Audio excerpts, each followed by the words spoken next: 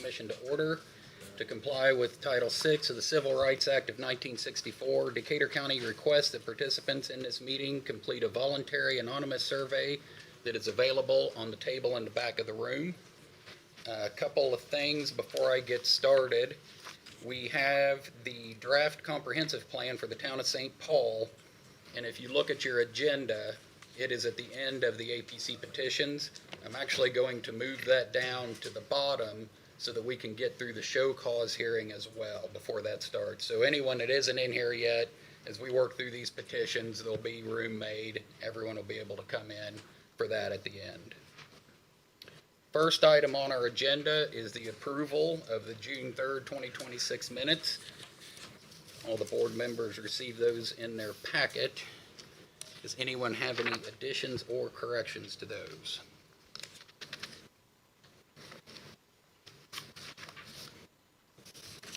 Hearing none, I'll look for a motion to accept those. I make a motion to accept June 3rd, 2026 minutes. I'll second. All those in favor signify by saying aye. Aye. Opposed, nay.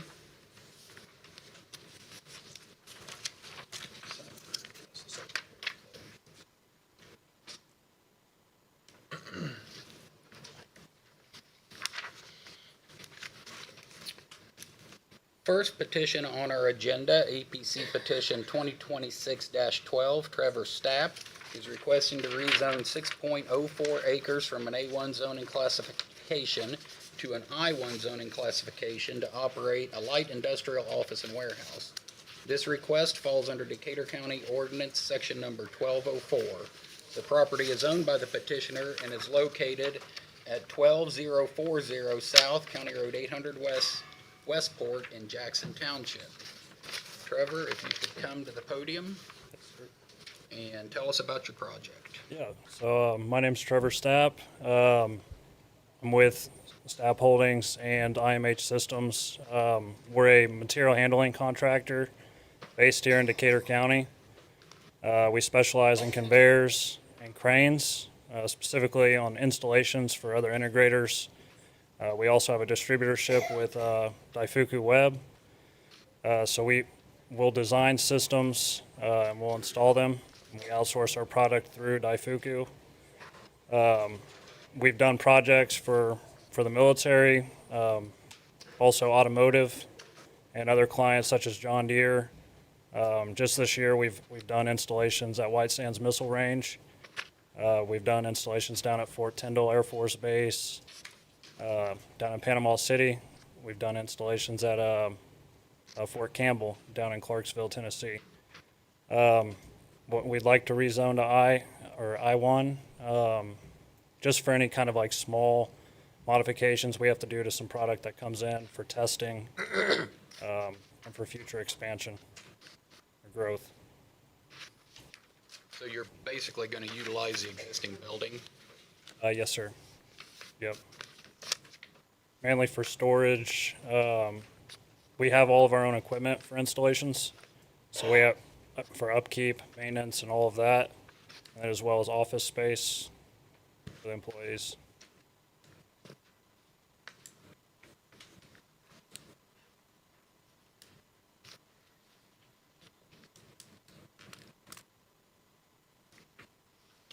To add some clarification, this is currently a A1 due to the fact it was an ag business, correct, Doug?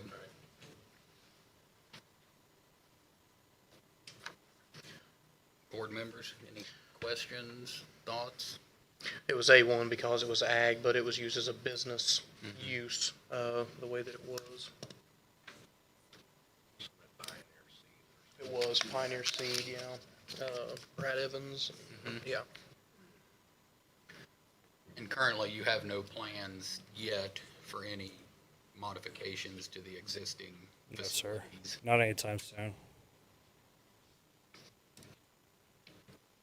And you are aware that any of those, you've been through that, would require the review with the county and meeting all the county guidelines? Yes, sir.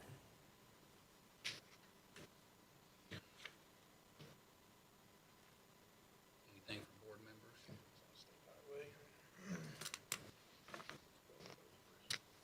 nothing from the board members. Does anyone in the public have any comments or questions? Okay, you need to come up to the podium and state your name, please. I'm your neighbor. I'm Emily. Nice to meet you. And we did have a couple questions since we got the letter. So far, we've been real impressed with everything that's been going on. Is the traffic flow that we've seen, because that is a very important agriculture corner there. I've talked to a lot of farmers in the area, and my husband couldn't be here tonight because of a hip replacement. But, so I'm the representative. But Sure. wanting to know, is that how the traffic flow is going to continue, is what we're seeing now with trucks and so forth, or do you expect a heavier traffic flow? No heavier traffic. Right now, we're moving stuff like our equipment and whatnot, just for storage. Yeah. So mainly, most of our business is out in the field or out on the road. Right. So we're installing in other facilities and whatnot. We don't really do. And I was impressed with some of the places you install. Another question I have is, I know when Roy Friedersdorf built the Seed House 10 years ago, or 14, he put in quite a bit of lighting, and so we were friends, so I talked to him about how invasive it was, because he didn't realize it was sitting into our bedroom and so forth. Do you plan on keeping the same kind of lighting or develop lighting that will shield, like from Shane Johnson and from our homes, to keep it away from our house and not be so intrusive? Lighting, like security lighting, Oh, yeah, we don't plan on adding any. any, it's perfect what it is. Yeah. Yeah. Yeah. Outside storage, I did some research on the ordinance for a light industrial. Sure. And it said that storage could sometimes be a problem. I don't even understand what that means, but I thought I would ask Yeah, how you plan. we plan on keeping our property clean, keeping up to date on it, being respectful of our neighbors, Okay. We'll keep up on it. Yeah. We appreciate that, and we're there for you. But I guess one other thing that I just wanted to share, the field across from you all and the field in back of you. The field across from you has been in our family since 1837. Yeah, and That's cool. and it's really Yeah. cool. And we love progress. That's not the concern. The concern is changing it to light industrial. If you were to sell it, what that might mean to the agriculture community in the future. So that's Sure. really my biggest question, is that it's nothing against you. Right. It just has to do with, could that impose a lot of issues in the future? So that's Sure. my main question. Well, So, being, a young business owner, yeah, I plan on doing this for a good while, and I plan on staying at that location. I just want to grow into it. yeah. Like I said, most of our business is away. We just need a place that's safe to keep our equipment, so we can maintain, change oil, change air filters, that kind of stuff. Okay. And have a home base to be able to load our tools and hit the road. Yeah. So, we don't plan on selling Yeah. anytime soon. Yeah, so I guess that would be one question I would ask the board into, is how can we assure that if Trevor would decide to sell, how do we manage the agricultural commitment that's been there for so long? So that would be my only concern, so, thank you. That's a good question. Yeah. Thank you.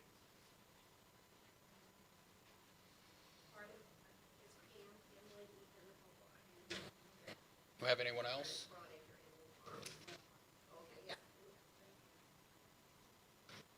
And Doug, I'm assuming that they went to are they doing more than just storing equipment? They're doing some assembly within the facility. as Okay. they're Putting the equipment together before they take it. Before they take it to the factories to do the work? Yes, sir. Okay. Would it be better to have a permanent special, like a zoning to do it, to Well, we protect can't that? do that. No, I understand we can't, but is that a recommendation we should do? I don't know, I'm asking the question. I just Yeah, know a lot I of know. times in scenarios like that of protecting what happens after he's there. That's more of a Missy question. I asked the question if it would, Miss Emily's, concern about what would happen if they sell it and we zone it to I. Well, if we zone it to I, anything can happen within the I. Are we better of suggesting for them to go for a permanent variance, That's, that he could operate under an I? Then when he sells it, it'd still be an A. I don't know, I'm just asking the question. A's probably not the appropriate zone. I- It probably hasn't been the appropriate zone. Yeah. Yeah. I think you're between a B and a I, an I at the lowest level, B maybe at mid-level. As far as what's happening in the agricultural piece next to it, I mean, that can always continue to be what it is. There can't be an infringement upon that.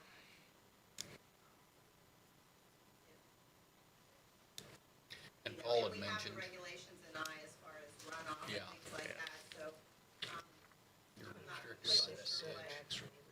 what scenario would, Yeah, with the setbacks for an I and the small size of that parcel, they're really limited. To what they can To what they- expand into. You're not gonna find a factory there, you can tell you that, you know. I mean, There's it's just, not- with the setbacks, it would be impossible.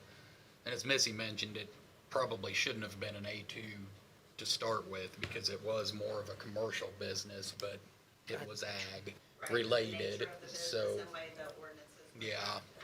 it kind of fell into that A zoning.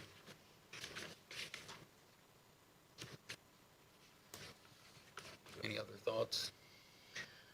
Certainly understand the concern, and it's a logical one, but just to reiterate there, you're fighting parcel lines as well as a state highway setback. I anticipate that the word industrial is the concern, but I think it is probably appropriate for the use. But I just don't think that there's a lot of expansion there to have a concern, you know, and as far as like debris or things like that, I mean, whether it's I or B or what it is, anything that crosses that property line, they would have to deal with no matter what the zoning is, you know, they can't come onto your property with things or whatever that be. So, very, very good question. Today for me was just to have and for my husband. Sure. And our neighbor, just to have understanding. Yep. That was all of the tape tonight was. Sure. And I was encouraged by whoever I called Yep. here and said that we should come. It's the right time to do it. Yeah, and anything that he were to do in the future would have to have Yeah. all the permitting and meet all the classifications of the I zone, which is relatively strict, especially with the setbacks, so, I mean, honestly, he's really constrained. You kinda got what you're gonna have. Exactly. Yeah. There's not much more you can do on that parcel. Good question. I mean, Yeah, it's- yeah, we appreciate that. Anything else from the board?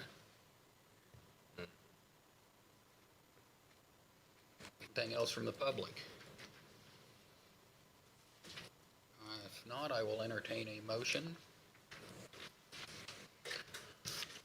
Make a motion that we vote on APC 26-12. I'll second that.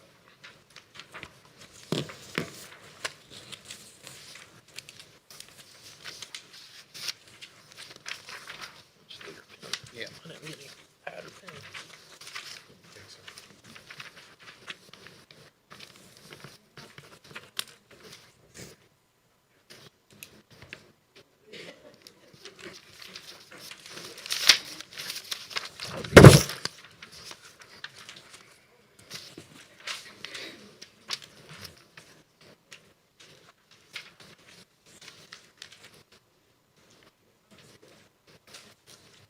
The votes for APC petition 2026-12 are as follows: Tom Hunter, yes.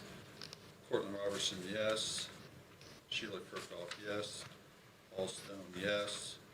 Brett Schutte, yes. Clay Hardy, yes. Brian Kennelly, yes. Okay, Trevor, your petition passes. Thank you. Thank you, board. Thank you for your time. Next item on the agenda is APC petition 2026-13. Jacob and Kinsey Hempstead is requesting to rezone 2.96 acres from an A1 zoning classification to an A2 zoning classification to build a single-family dwelling. This request falls under Decatur County Ordinance Section number 915 and 920 sub 7. The parcels are owned by the petitioner and Randy Huff and are located behind 6842 South County Road 220 Southwest in Sand Creek Township. Jacob, tell us about your project. So we originally built a house kind of there on the corner where the yellow line is. Built that in 2020. We later purchased the 40 acres behind it. We did not have a good route for getting a driveway across the ravine, and that's really been our holdup. It's been pretty expensive. We recently had our first child, so we are looking to build our forever home. So we were looking to try to put it back here in this field. And that's the yellow line is gonna be the new parcel. Yeah, something. It's maybe a little further back into that field. Yet, Okay. probably just a little bit further back. I'd like to go, but the driveway is going to come in basically where that yellow is there, come across that ravine behind Randy's house, and then we'll set the house back in that probably mid to 3/4 way back of that field.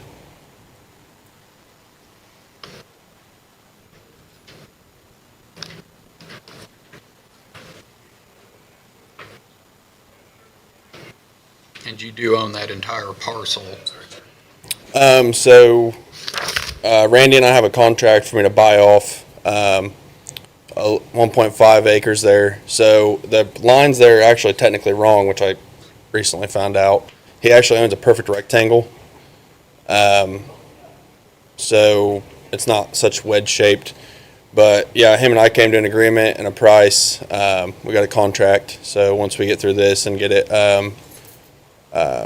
resurveyed, I will own that whole parcel.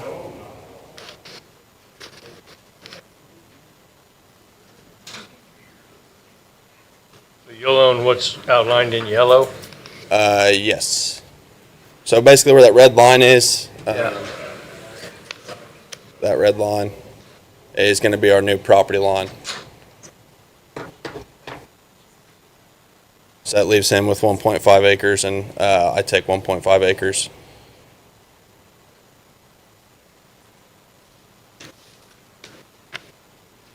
The only reason for that was to get the driveway through at the end of the day, because in order for me to go up and around, if I followed my property line along this edge here and came across here, it was going to be way out of my price range. So the valley in this area is not as deep, and for me to get my water and electric back there, it's more of a straight shot and more budget friendly all the way across the board.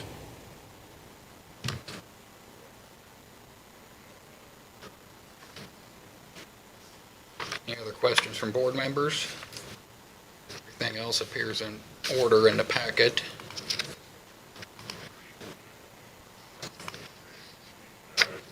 Hearing none, I'll ask for any public comments or questions.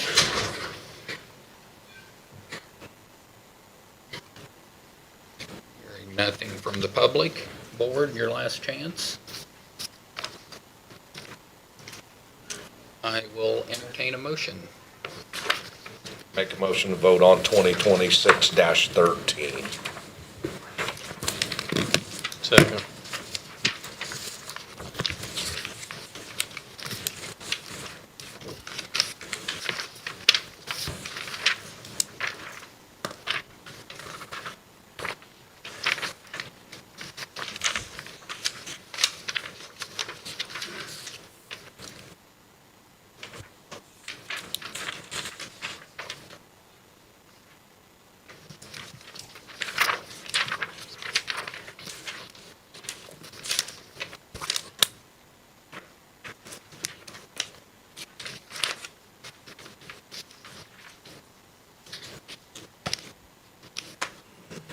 Votes for petition 2026-13 are as follows: Sheila Kirkhoff, yes. Cortland Robertson, yes. Tom Hunter, yes. Clay Hargett, yes. Ryan Kennelly, yes. Brad Schutte, yes. Paul Stone, yes. Okay, Jacob, your petition passes. This will go on to the commissioners now for the final approval, and then get in touch with the office, and you'll be ready to go. Thanks for your time. Thank you. Next petition, APC petition 2026-14. Tracy Volts is requesting to rezone 2.99 acres out of 4.5218 acres from an A1 zoning classification to an A2 zoning classification to build a single-family dwelling. This request falls under Decatur County Ordinance Section Number 915 and 920 Sub 7. The property is owned by the petitioner and is located just west of 9610 West County Road 100 South, Greensburg and Clay Township. Tracy, tell us about your project. Building a house. So, where the red line comes in off the road is, we've already gotten the driveway permit, we haven't started on anything until this was finished. And then there'll be a one on the left, and then circle around to the house on the upper right.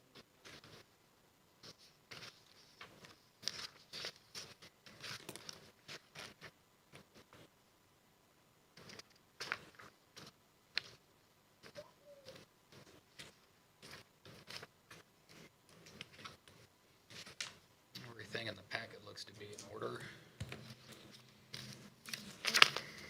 Board members have any questions? Comments or concerns? Hearing nothing, I will look for public questions or comments.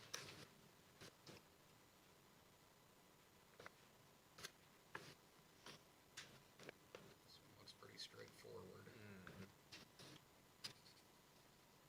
Okay, board, last chance. I will entertain a motion. I make a motion that APC 2026-14, approval for vote. I'll second.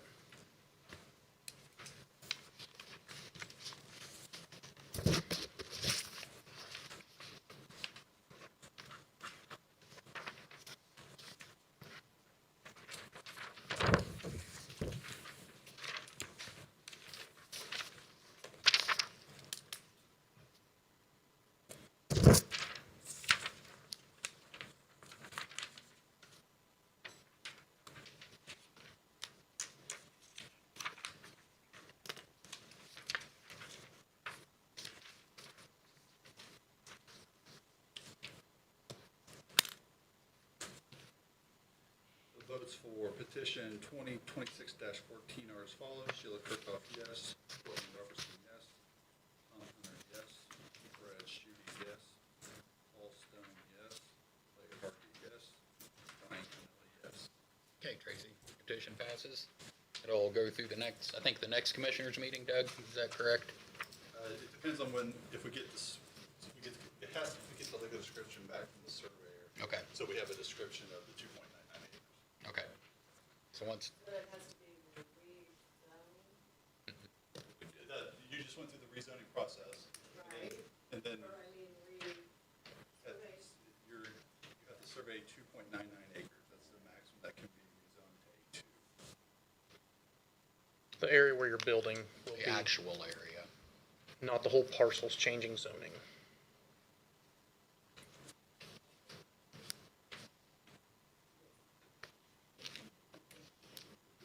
Next petition, APC petition 2026-15, Blake Haley, Madeline Bryan is requesting to rezone 2.99 acres out of 5.136 acres from an A1 zoning classification to an A2 zoning classification to build a single-family dwelling.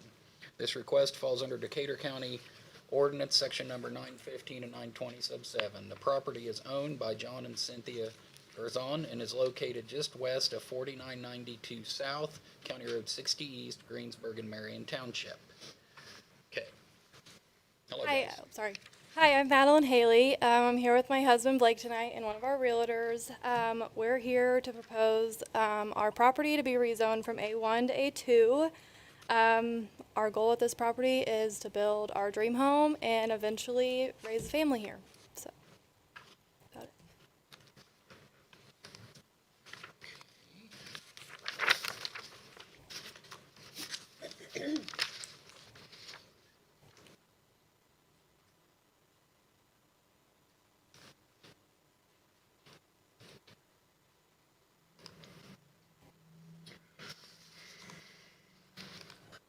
Board members have any questions? I assume the red area up top is where you're gonna be building? Yes. What is the driveway lead to? Is that just an old gravel pad or something? So right now it's just a gravel pad that, so the people that owned it before used it as like a photography space, so we think that's where they just parked and their little parking area.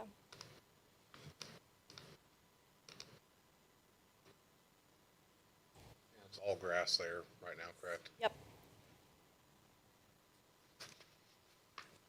So is that where your driveway's gonna come off? So our driveway, the entrance will be the same, but it will go to the Right, right of the right. pond.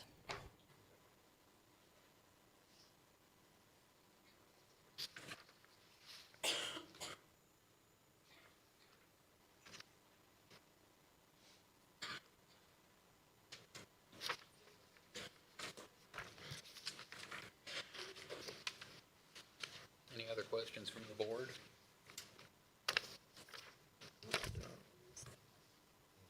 Hearing none, I will look for any questions or comments from the public.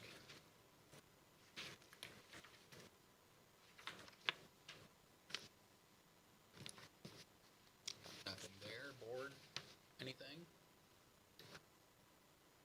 I will entertain a motion. I'll make a motion, take a vote on item 2026-15.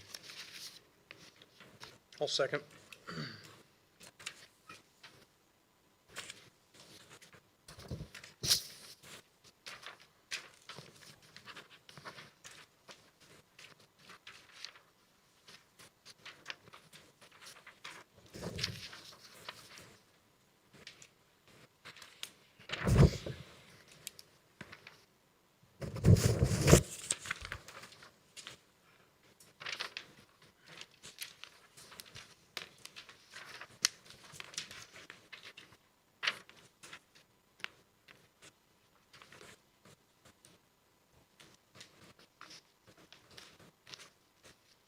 The vote for petition 2026-15 are as follows. Tom Hunter, yes. Cortland Robertson, yes. Sheila Kirkhoff, yes. Clay Hardy, yes. Paul Stone, yes. Brian Kelly, yes. Brad Shee, yes. Okay, your petition passes. Thank you. Just make sure you stay in touch with the office and follow the process. Next petition, APC petition 2026-16, Robert Andrews is requesting to rezone 1.5 acres out of 4.81 acres from an A1 zoning classification to an A2 zoning classification to build a single-family dwelling. This request falls under Decatur County Ordinance, section number 915 and 920 sub 7. Property is owned by Tamara Clokey and is located next to 7855 West County Road 350 North, Greensburg and Adams Township. Hello, Robert. Tell us about your project. Project is to build a post and frame single-family dwelling right about here.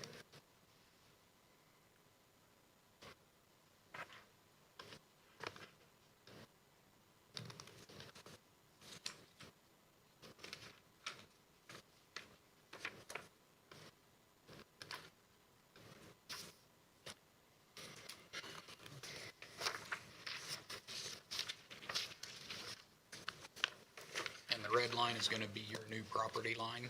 Yes. The current landowner is going to still be the landowner, but because we're going to have our own septic, we had to get rezoned. So, the driveway, you'll share that short section of drive, but you don't own any of the property? So the driveway will still come here to the main house. The previous owners had a barn right here, so the driveway does actually go up to it. It's just overgrown right now. So your driveway is gonna be their driveway all the way in? So that little pencil there isn't where you're gonna put a driveway? No, the highway department wanted that, and in the case one of us ever sells, there's. Right. Yeah, that is a good idea. Yeah. I think you have to have a frontage, don't you? Yes.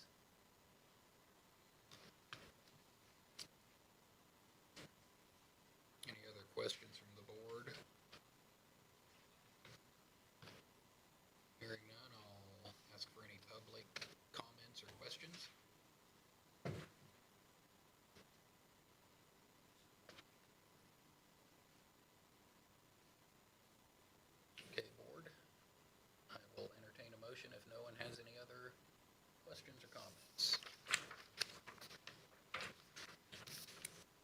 Make a motion, we vote on APC 2026-16.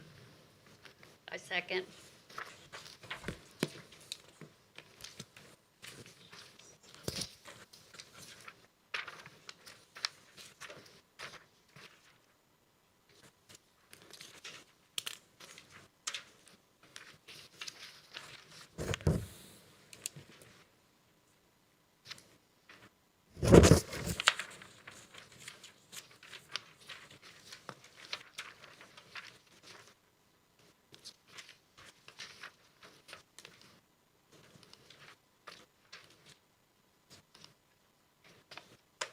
The votes for petition number 2026-16 are as follows: Sheila Kirkhoff, yes. Tom Hunter, yes. Corlin Robertson, yes. Brad Schutte, yes. Paul Stone, yes. Clay Hardy, yes. And Ryan Kennelly, yes. Okay, Robert, your petition passes. Stay in touch with the office as you work through all the details. Okay, now we will move down on the agenda to the Decatur County Revitalization Project Show Cause hearing. As I mentioned before, all of our show cause hearings, our function this evening is essentially to grant an extension to the process that Doug has already started. We are not here to basically change anything for the process that's already started, other than granting an extension for these individuals to meet the requirements of the ordinance. Doug, I believe you said that R 2026-19 And R 2026-23, Robbins and Hasferber has cleaned up their property. Robbins, I internally gave him 30 days. He's contacted a contractor. I've been in communication with that contractor. They just can't get out there in time to get it done. So I gave him a 30-day extension. Okay, so the first one that we will see is R 2026-20, Robert Sebastian. We have a representative here for that.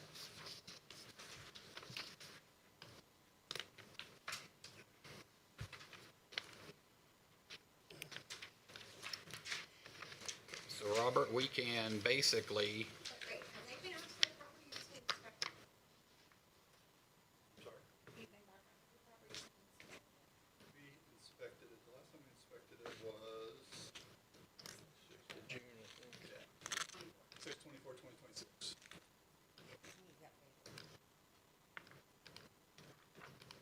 Yeah, I've been working on it The only thing we're waiting on is titles. every day. And the vehicles we've stolen for titles to come in, so we can't rush government, obviously. Don't get me started on that. But that would be good. Are you the one we're talking to? Good. You're talking to the board, so the board is, I've been discussing it with you to this point, and then now you're in the show cause hearing, so now you're. What's your job? I'm the director of area plan. Just trying to understand this. Yeah. So you're the one that says yes, no, approved. Right now, they, I'm just trying to figure out. yeah, so essentially, we will grant you an extension. So you say you've started the cleanup. The cleanup is done, we're just waiting on titles. Okay, But So- then obviously someone to come out and re-inspect it, which they didn't say re-inspection, but I guess obviously now we know. When can you do that? so essentially, we would grant you a 30-day extension. right, That way, that gives him time to get out, get it inspected, and You get their title. let you get, that gives you time to get all your titles. Probably not gonna happen in 30 days. I came in here and asked for a extension from him and was told as long as you're working on it, you don't need an extension. then when I got the pictures back and it didn't look like any work was being completed, that's when I decided to move Yeah. forward. You took a picture. We took those pictures. But you took them the day before I came up there and talked to It was the you. day after. It was the day after. We went out there. Well, it's I talked to you on a Wednesday, the following Yeah, Wednesday. yeah, because regardless, what you need now is the extension. Yep. Oh, I know. This is a- Yeah, And that's all regardless. that we can do for you. That's fine. Can we have an extension, please? Yes. And a scheduled appointment with someone with a camera? Well, after 30 days, if it's not done, you'll be in front of a judge. I said it's done, we're waiting on titles. The only thing that's there is cars. All the tires, everything else has been cleaned up. Great. You'll be in good shape then. Yep. I was gonna say, if they can explain what is different from what the photographs, and if Doug goes out Monday. and That camper is sold. I'm talking right now, excuse me. Excuse me, you asked what the difference is. I'm talking to the board. Oh, please. So if it's not that way, then the extension could be conditioned upon that. What I don't wanna do is to get us another 30 days down the road and it still looks like this and then waiting for another meeting. So. Well, we wouldn't. This is the only meeting. This is the only meeting. This is the only. In other words, once we grant them the 30-day extension, if they don't comply, then At the it end of goes 30 to days, court. yeah. So, yeah, we would be, if we grant you 30 days, you'll have that taken care of, then Doug can, All the titles in 30 days because there's some out-of-state searches. We have to work on it. So the tires and all the rest of that are there, that's all gone? Okay. Great. You're making an effort. So are the other, locations in this little community, are they being inspected and? no, this was initiated by a complaint. Doug doesn't go out looking for these. This is a public complaint that someone files. And once that happens, then Doug has to inspect the property. So it's public information, I assume, Right. Should be. the complaint? Not, no. Why? It can be anonymous. I mean, as far as I know. Yeah. But once that complaint is issued, so Doug doesn't go around looking for these. There may be one next to a complaint that is worse than the one that the complaint was made on, but Doug can't act on that unless the complaint has been filed. And you're welcome to file a complaint anywhere you would like also. Yes. I have one concern. When he has a wood, outside wood furnace, there's wood equipment that he cuts wood with. Pretty much he uses that year round. What do we need to do? If it's in use, Yeah. Yes. that's okay. Yep, if it's dilapidated or just not in general good shape is the issue. And if the cars have valid license plates on them and insurance, they can be there too. Yeah. Yep. Sounds like you're working on it. Basically, what this is it sounds like you're having title searches done, so you're coming to us and saying, we're having this done. I think that the board is satisfied at that point. We say, yep, 30 more days, see what you can make happen. Doug will contact you, or you contact him when you're ready for that inspection to happen, and we move on. What was your name, ma'am? I interrupted rudely. What was your name? Melissa Schultz. Just curious. Thank you. Okay, board, do I have a motion? I have a motion to grant a 30-day extension on, let's see here, 2026-20. R 2026-20. Second. All those in favor signify by saying aye. Aye. Opposed, nay. Okay, thank you. Next show cause is 2026-21, William and Doris Reynolds. We have a representative here.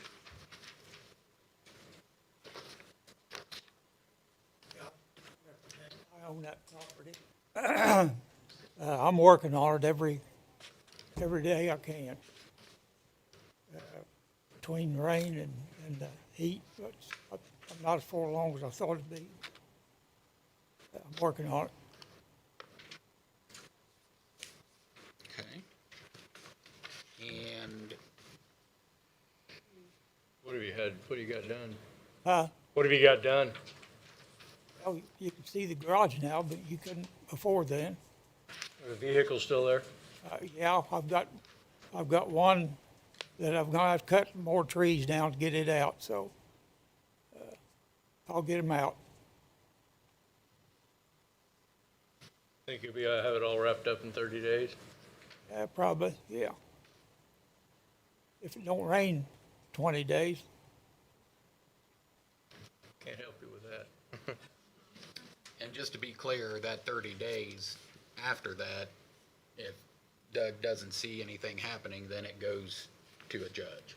So you could, there's been a lot happen. You didn't go where where I've been working. That's not a very good representation of what I've been doing.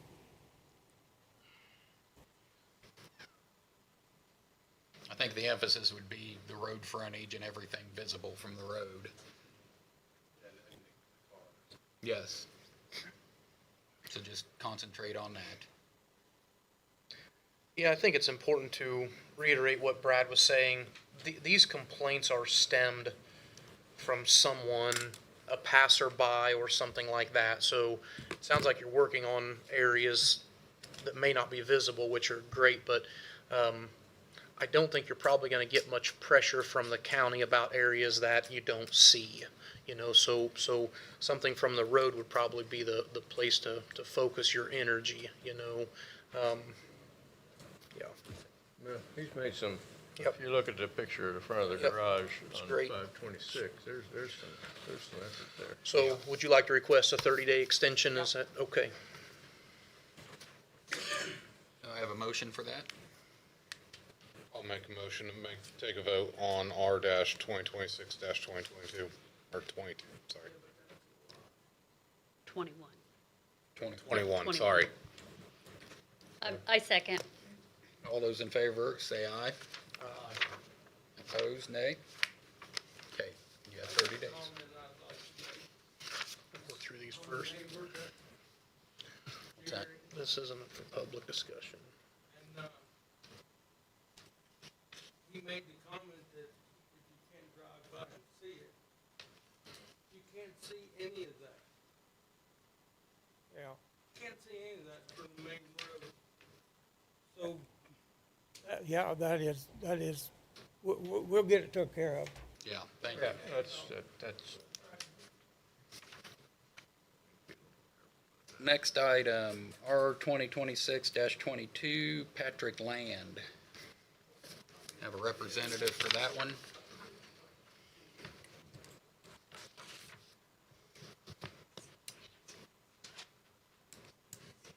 Mhm.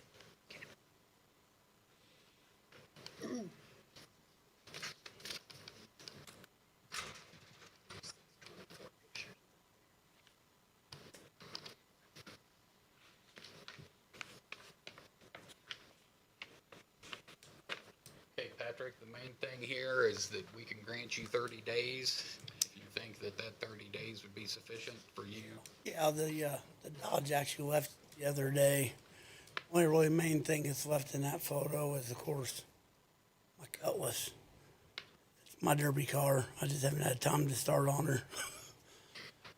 But yeah, I can get that moved. And in the front yard is looking a lot better also. Now the green truck, that's kind of, you got the, the little tip of the tail light. It's actually legal. I just trainee slipping. I gotta get it replaced.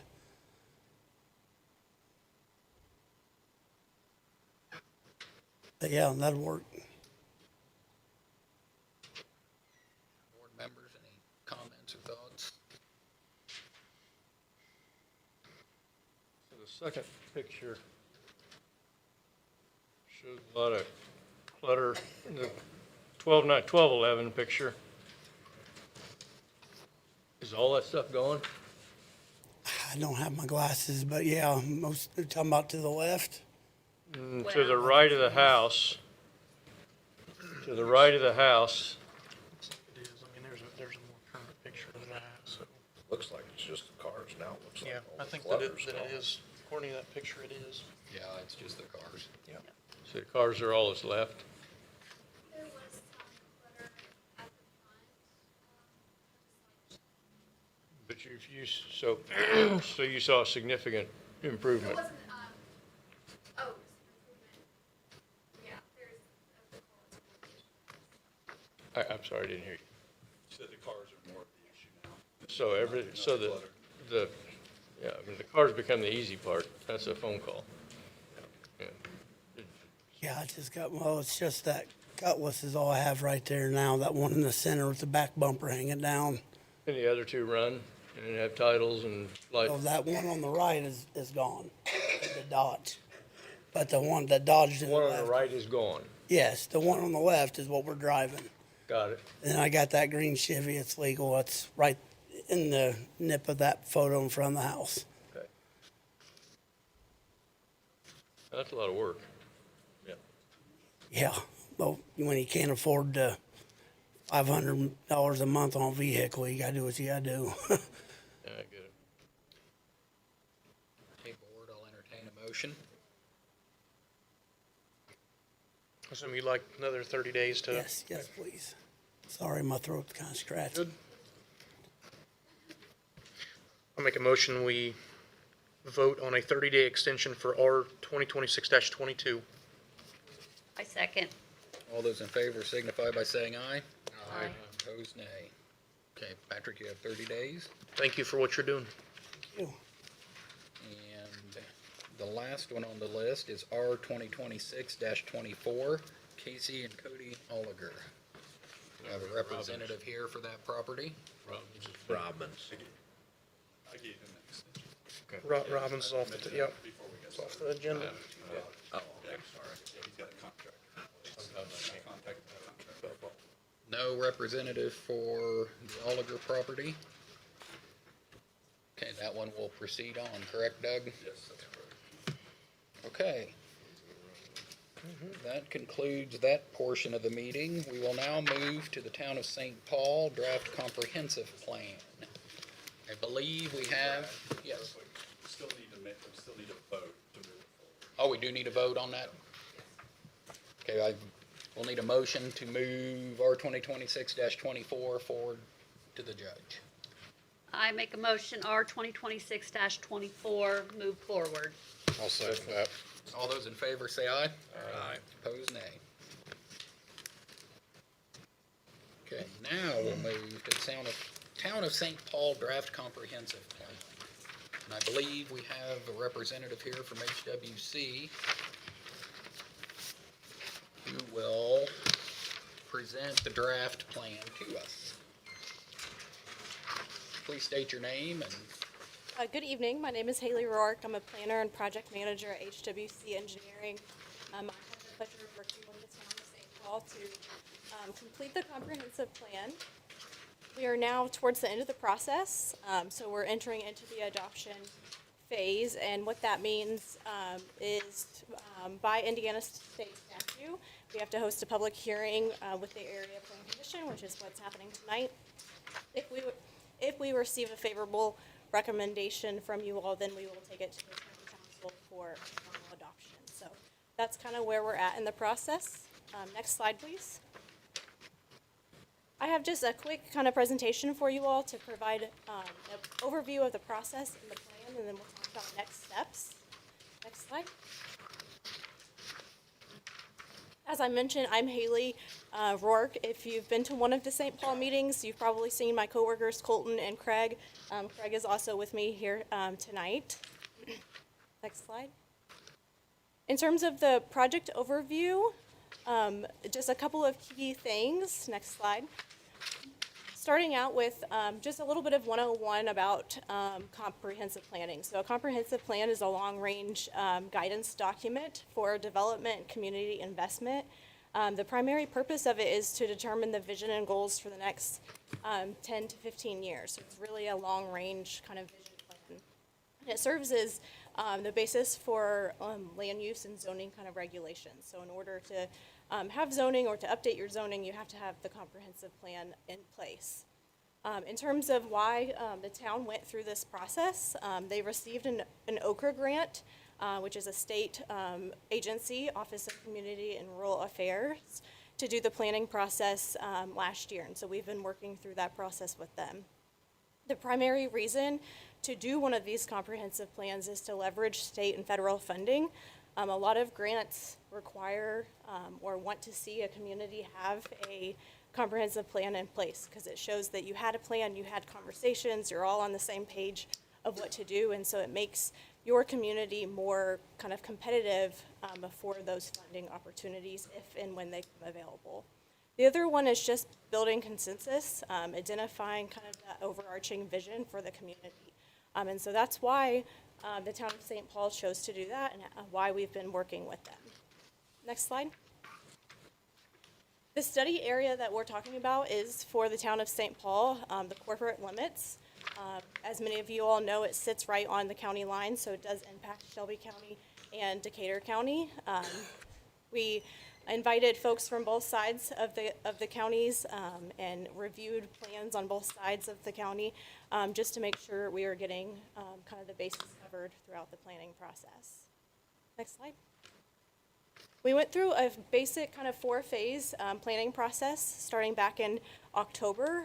The first phase 1 was called Cast a Vision. We had a lot of kind of introductory meetings and data collection. We met with the steering committee for the first time back in October. In December and January, we moved into phase 2, where we went and did a lot of kind of public outreach. We had a project website, we did a public workshop, public survey.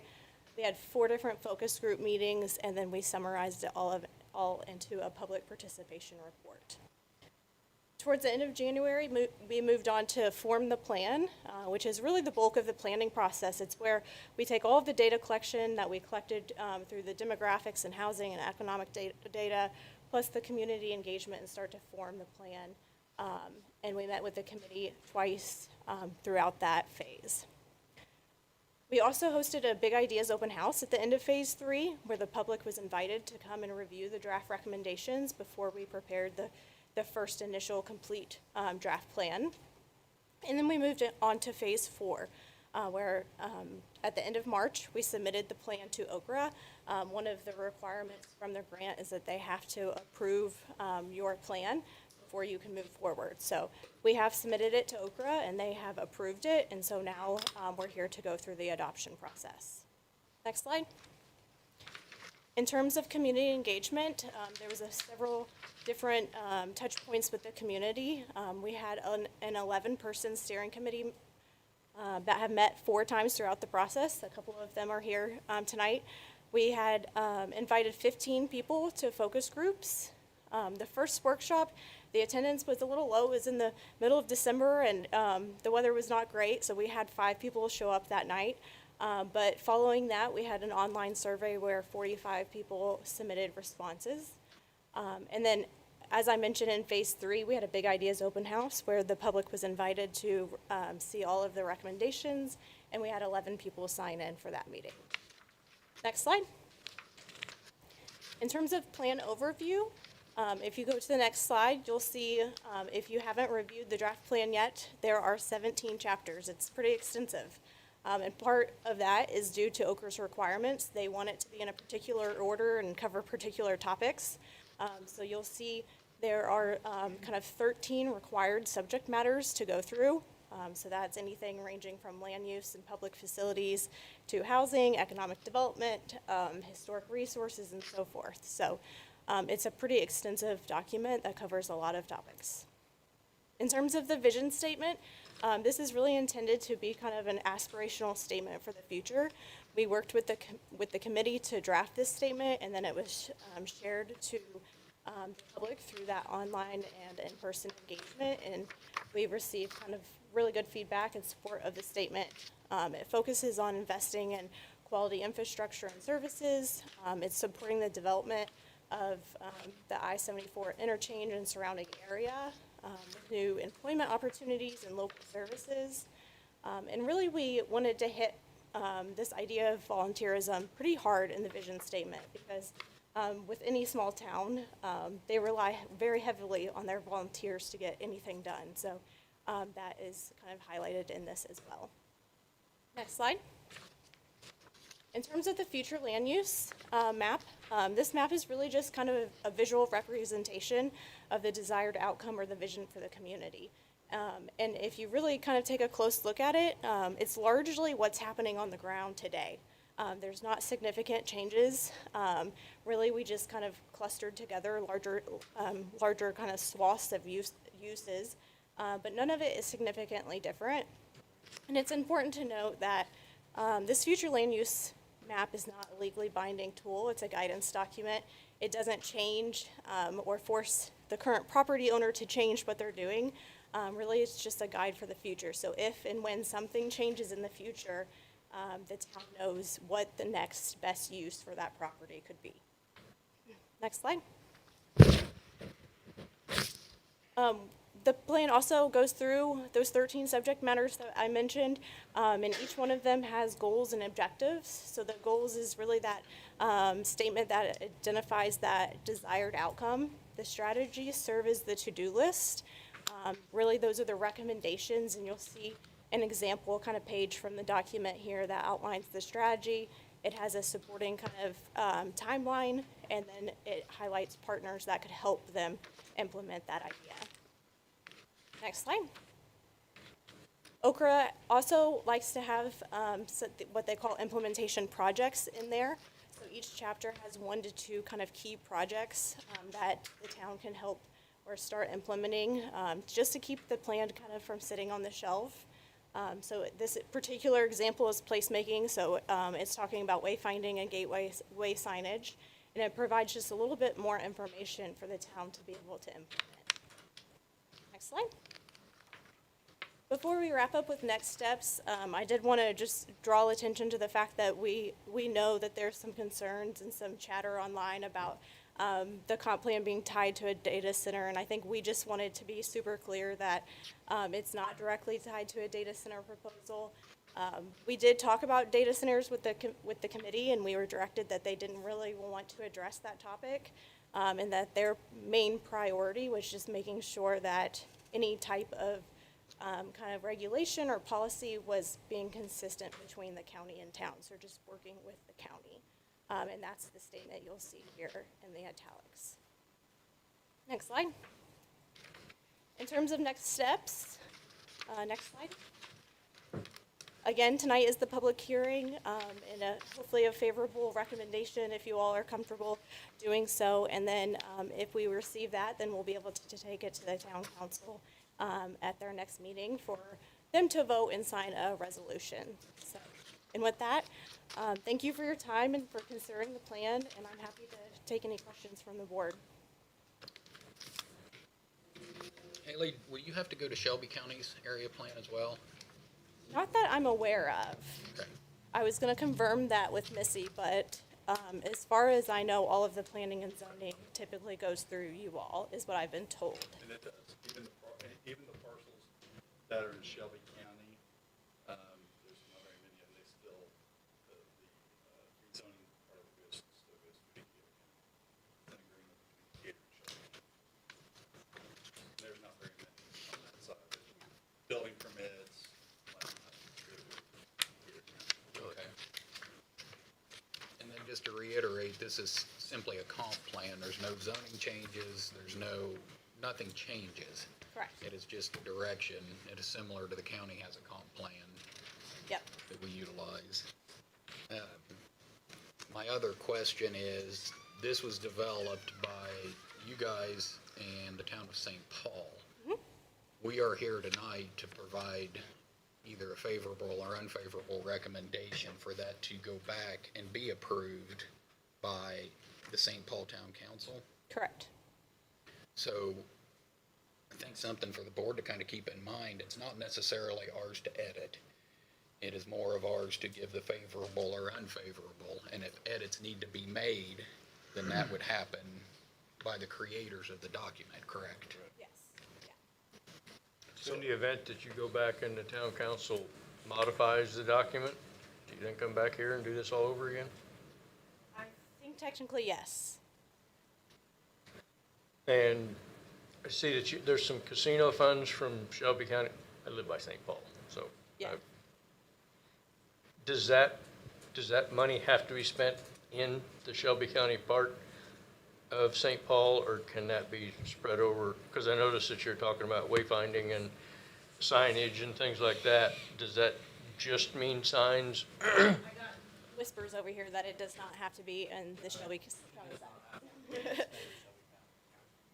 The answer was, St. Paul as a whole. thank you. So that would be within town limits. It's township funds to be spent within. Okay.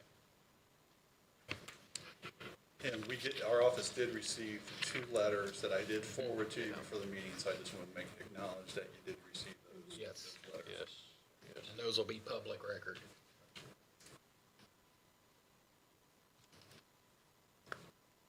I'm probably out of line, but on page 206. Now, hold on. I'll ask for comments, and then you'll be able to come up and state your name. So don't worry, everybody will get their chance within reason until we start hearing the same thing over and over again. But yes, everybody you'll be first, as a matter of fact. So board members, do you guys have any more questions for Haley?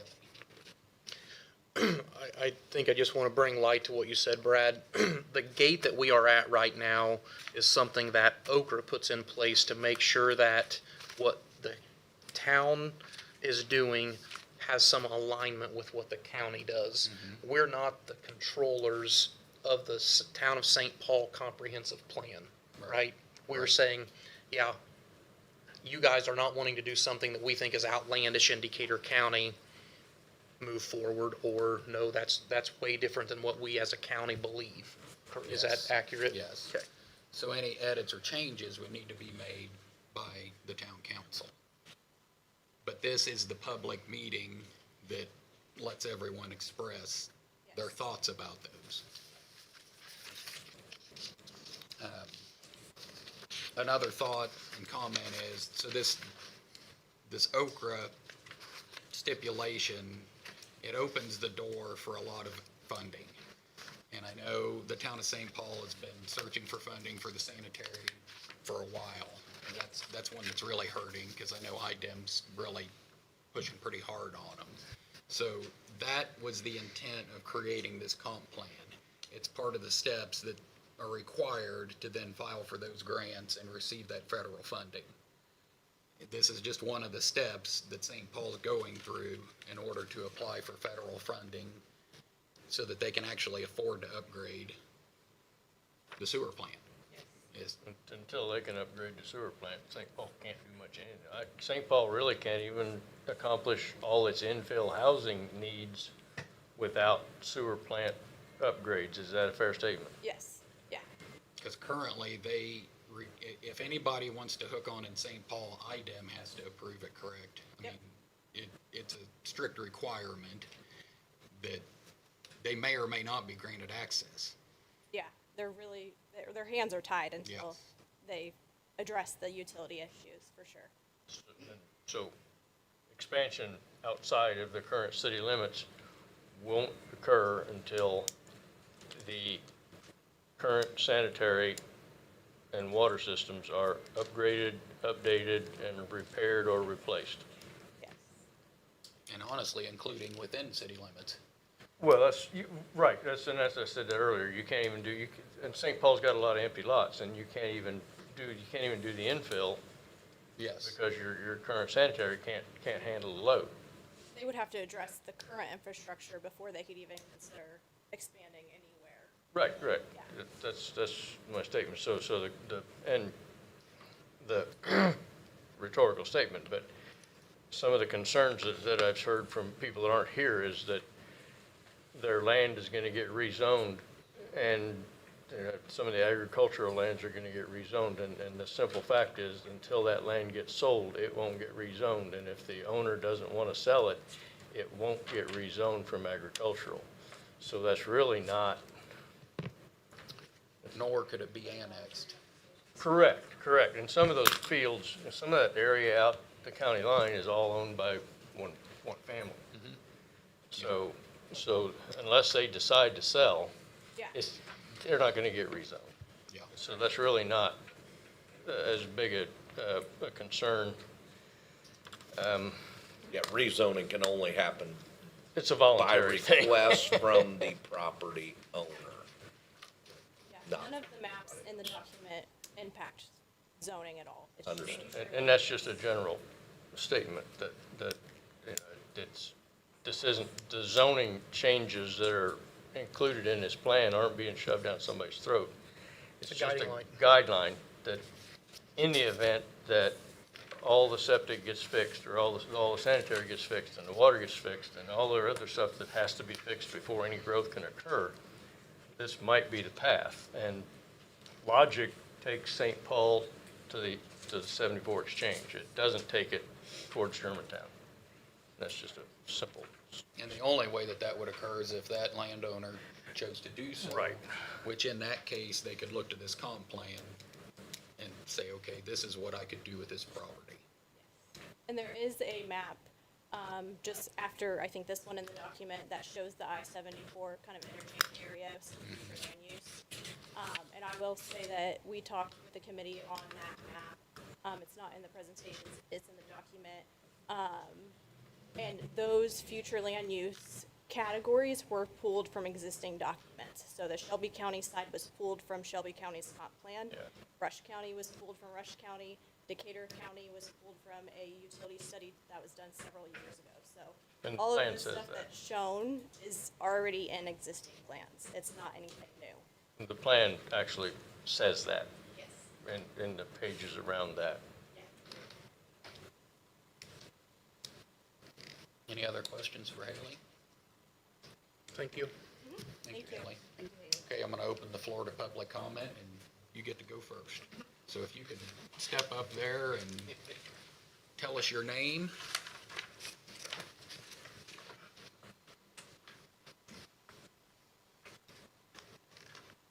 Mary Ann Payne, and I don't know if, do you have page 206 in your, you can show that as future land use?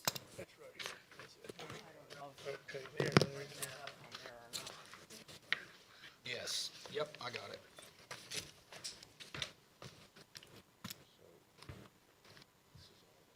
Anyway, I live on the corner of 550 South and 800 East, and it is showing that that is all, they're wanting to make that all industrial on all the side of my house and all in front of my house. When it's zoned industrial, it means warehouses, data centers, whatever can come in there.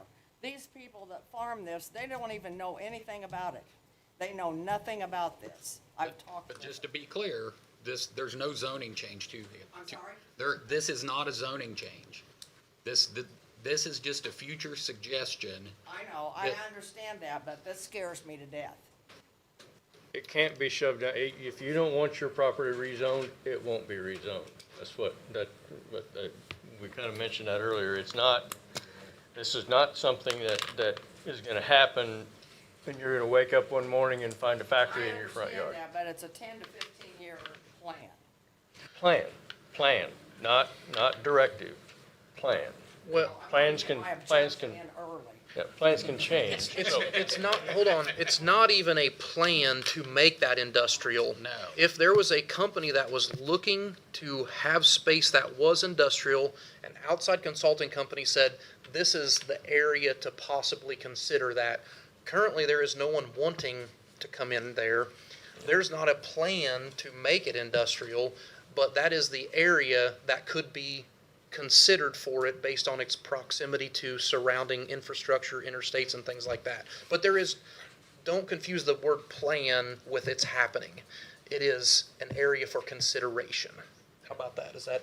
And the current property owner would have to be willing to sell it to somebody That would to do that. If they would choose not to sell their property, it will remain agriculture for the rest of our lives. And it's a little deceiving when you look at that colored chart. There could be the potential for a parcel that is not in this comp plan that somebody purchases and wants to develop. They would have to follow the same process to go through. In other words, just because that's purple doesn't mean that that's going to be industrial. Somebody may purchase the south end of that and decide to put a house up. It may be one house. So, and that, they would come to the zoning board, they would have to get it rezoned for a house. And if everything, They did it in Shelbyville, and, you know, they're gonna try to do it here. that's a whole different set of circumstances though. Because, once again, St. Paul could not annex any of this unless the landowner was willing. And they can't annex it unless they can provide public utilities to it, and they can't. You'd like to go next? Yeah, step up. Good evening. My name's Alan Miller. I live here in Greensburg. I'm a candidate for State House District 73, which covers St. Paul. It's been brought up, Haley mentioned it, you guys mentioned it at the start of the meeting about online rumors. I'd like to, first of all, apologize for my part in that.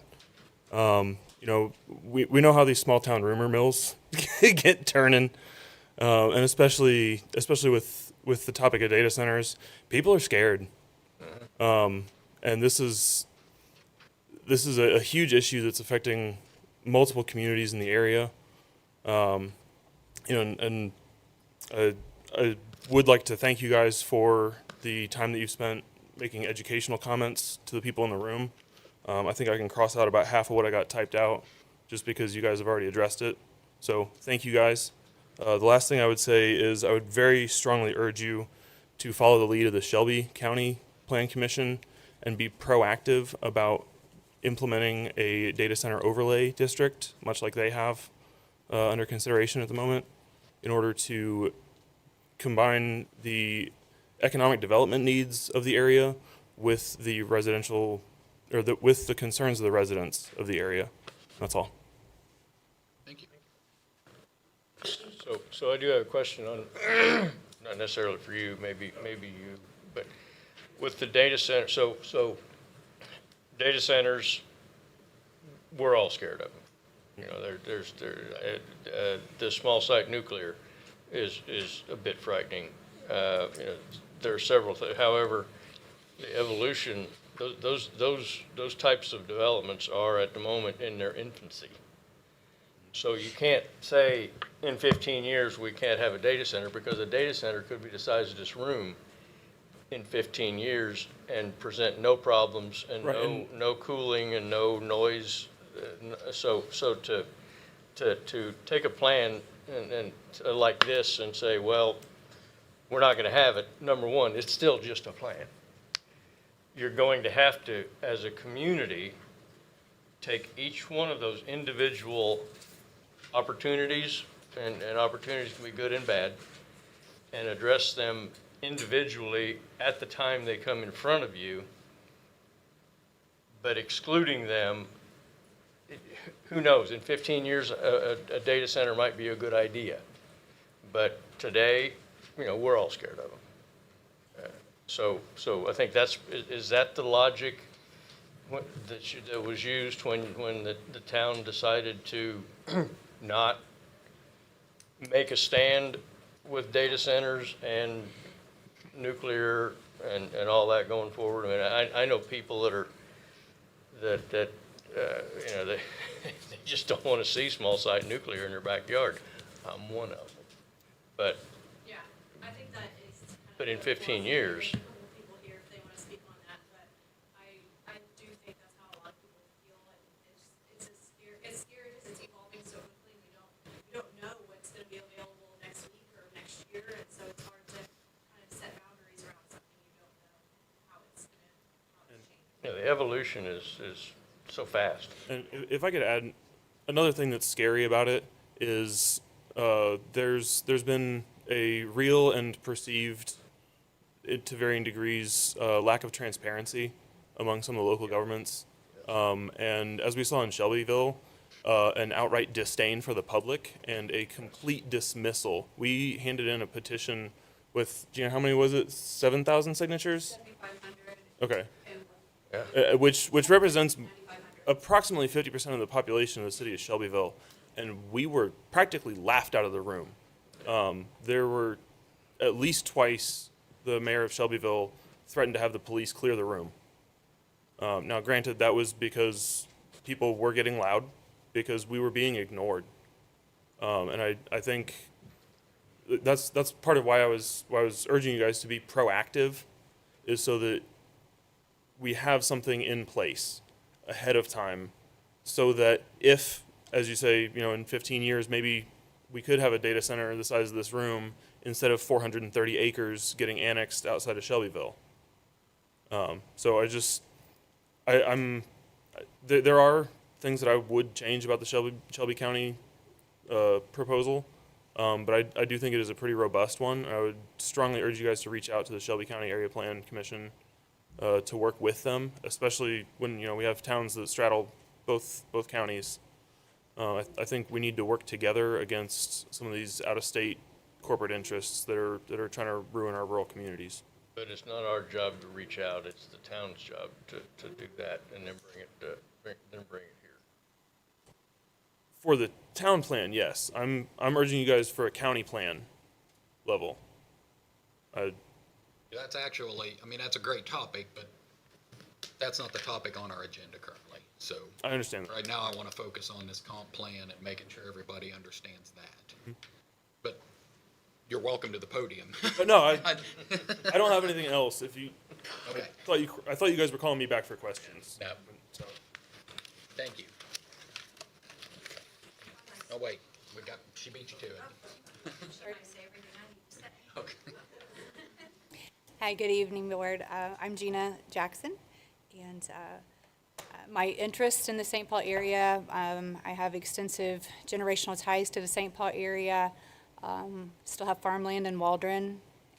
We take our grain to Kolkemeyer's Brothers. That's where we sell our grain. St. Paul's a very sweet, cozy little town. As Alan mentioned, our experience in Shelby County has been absolutely devastating, to experience the total, utter disregard. So it has created much trauma. And I think, Clay, you spoke briefly on rezoning. And the concern with that, yes, that's factual, that the property would never be rezoned unless the property is sold. And the concern is the procedures of a voluntary annexation. For example, in Shelby County, it all started with our RDC, 142 acres.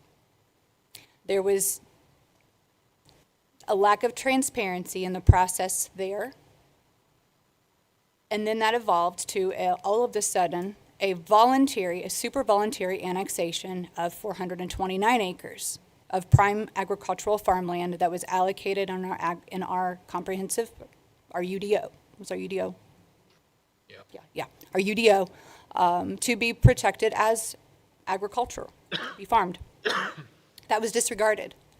It was annexed and rezoned. The timing was awful. There was very little notification to the adjacent property owners, so there's a little bit of trauma. And I know we're not talking about a data center here. However, here's the concern.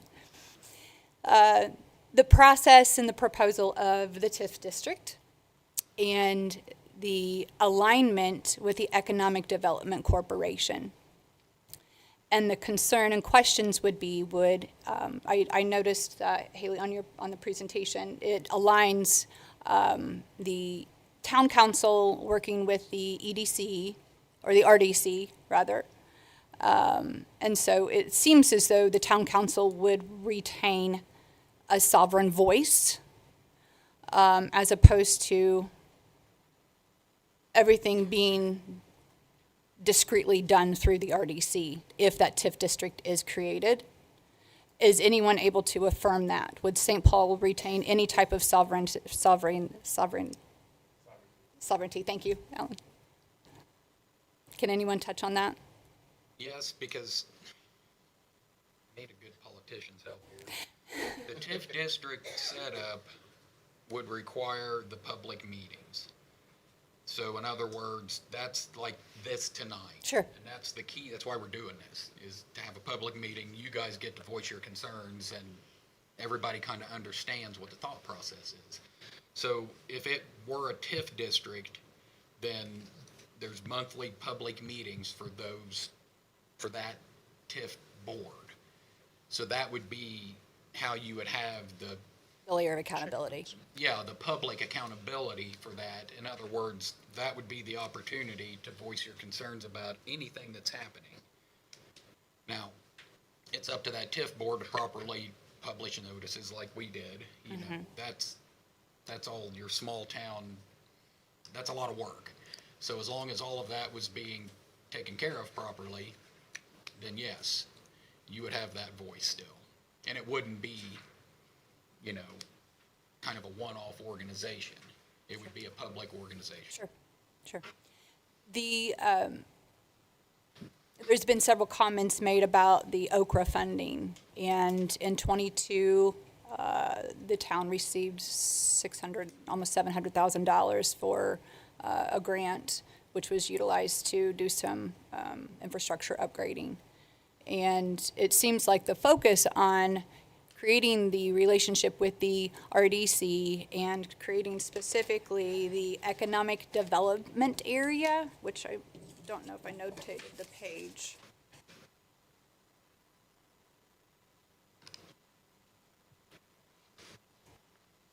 I did not notate the page, I apologize. I remember the one. I'm stuck in the housing right now.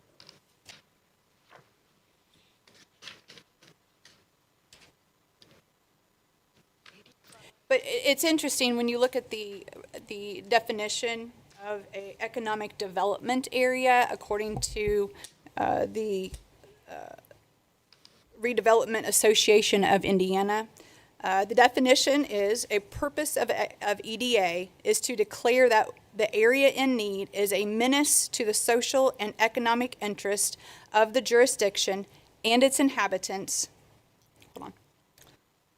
Or to declare that the plan for an economic development area cannot be achieved by regulatory processes or the ordinary operation of private enterprise without the resort to redevelopment powers. So my question is do we really need to bring the RDC in this tri-county area that would be a muck mess? So essentially, what Haley proposed, it's not creating that. It's just a suggestion to create it. Correct. It's a suggestion. But if the board determines a favorable recommendation, that means the board is getting behind creating an economic development area. That's what's suggested in the proposal. Furthermore, and I don't consider St. Paul to be either one of those under that definition. I'm not sure what anyone else considers.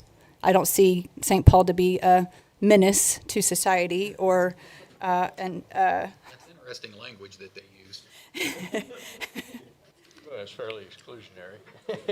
Makes it a pretty fine line that you gotta cross. So I have one question for you. Sure. Did you attend any of these meetings while this was created? Brett, I would love to say that I did. Honestly, I had no knowledge of them. I really did not. Otherwise, I would have. So what's unfortunate, and I see this in many small towns, these things don't blow up until after all of these meetings. Correct. It's posted, but until something catches fire, like data center, and then everybody, it just spreads like wildfire. And it's very unfortunate because those are the meetings where this needs to occur. Addressed, yes. Now, fortunately, in this case, you still got that opportunity, because if we send this back to St. Paul, then you have that meeting available to do the editing that you would see fit. I just don't feel like it's our document to edit. And I don't disagree with several of your points, but with all of the work that they've put into it so far, I feel like, and this worked well because now everybody knows. You know, the word's out and everybody understands, and Haley's done a great job of explaining it. And we've tried to educate you guys tonight on what the purpose is here and what the purpose isn't. So I guess that's just my directive with my statement here, that May I ask you a question, Haley? Okay. Has the language to address aligning policies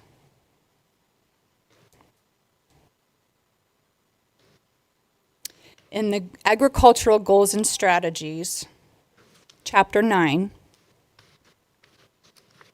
Number 3. Coordinate with Decatur County to align policies for emerging energy and infrastructure users using solar energy, data centers, SMRs, and battery and BESS to ensure regulatory consistency and long-term economic readiness. Now, I was super excited that Decatur County passed a solar ordinance. Yay for you guys. 2-year moratorium. That's fantastic. But you guys also have a data center coming in your backyard.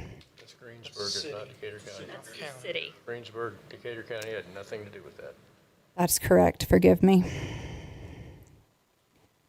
Is there an ordinance being worked on in the county for data centers? We're in the process of our comprehensive plan, and we've already started the process of coordinating with firms Okay. to start to build ordinances. Wonderful. Revise Okay. and the Voluntary. on the renewable energy. Is there a moratorium in place at the current moment There is a moratorium in place until January 27th, regarding data centers?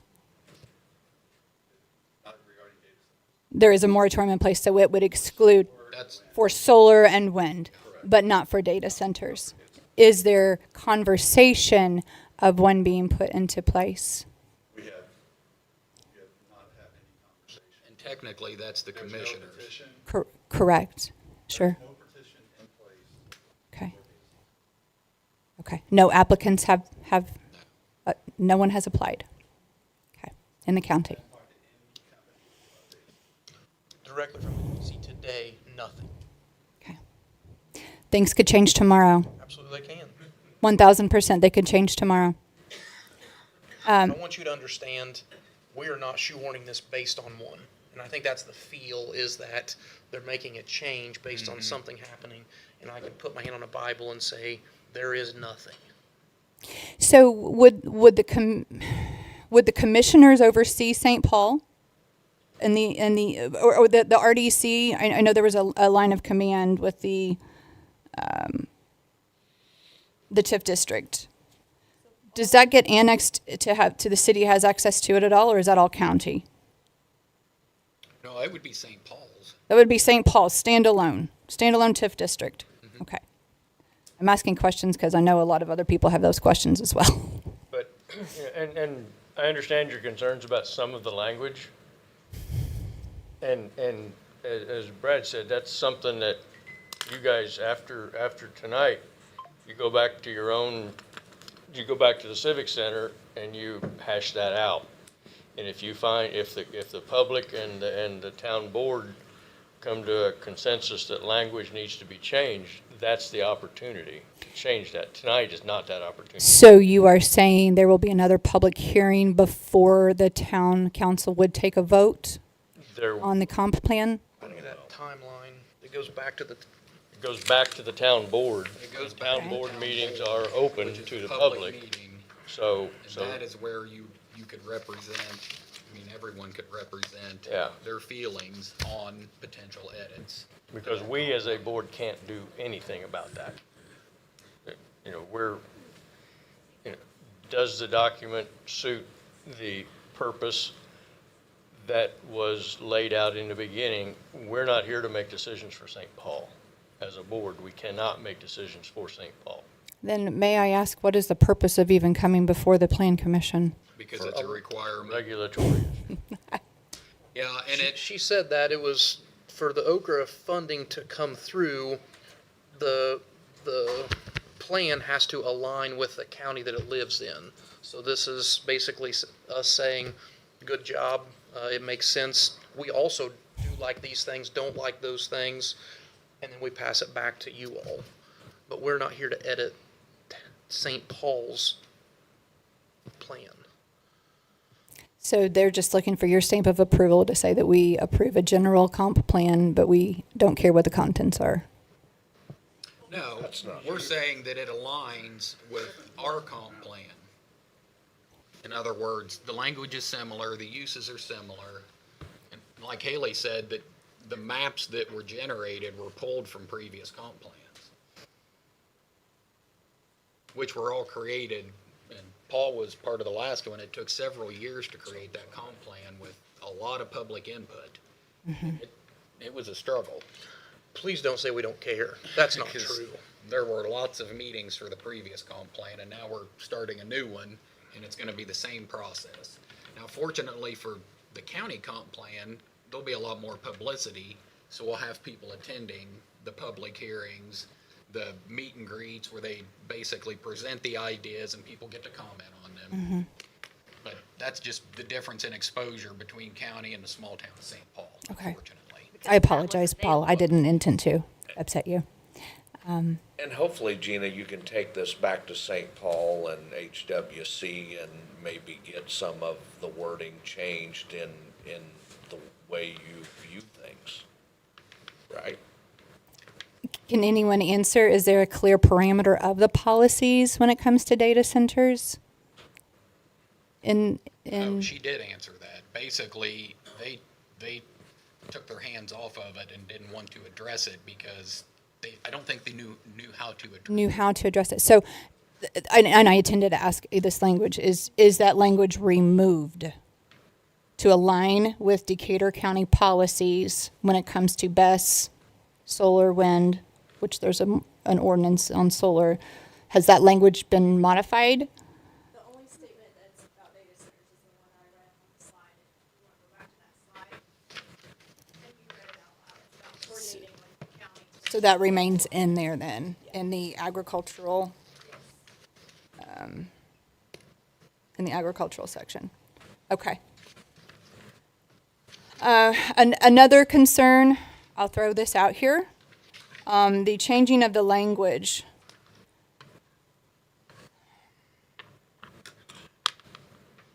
From annexation. Annexation is an alarming word. I think she said it best. Everyone's afraid of annexation. For the language to be altered to state growth, annexation to growth, is not very warm and comforting when there's been a history of, just not a lot of transparency in several communities. So I don't know, has that been altered back to growth, or back to annexation? So I think any type of annexation would have to be voluntary. Voluntary always has a push to be voluntary, though. There's We always. can't stop that. I We know. can't fix that. I know. There's always someone in the background pushing for that So, voluntary here's annexation. a quick question for the town. How long are your terms for your town board members? 4 years? There's your opportunity for change. If you don't like what you're getting, don't put them back. I think that's all I had. Thank you. Thank you, Gene.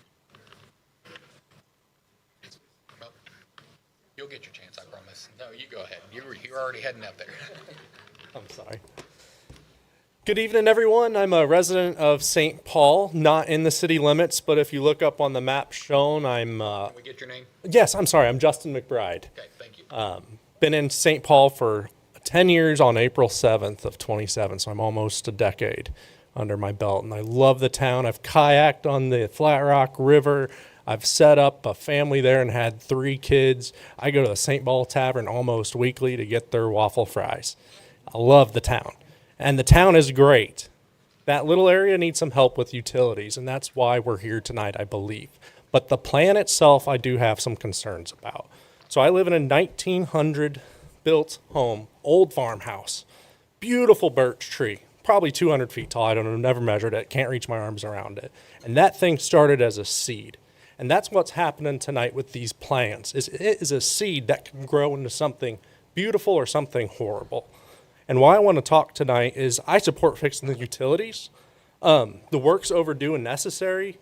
I'm strongly opposed to the direction that's laid out in the plan, especially on page 39 that shows the map, a much bigger map than that goes all the way to and past 74.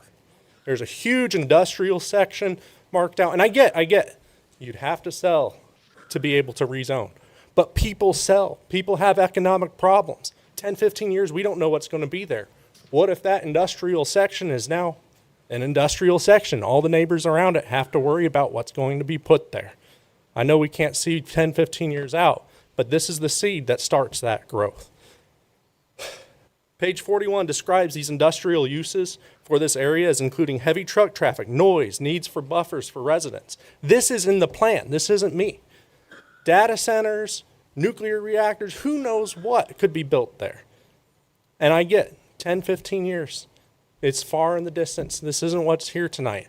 But I encourage this committee to take a look at these plans and what it means for the town of St. Paul. They may have surveyed somebody.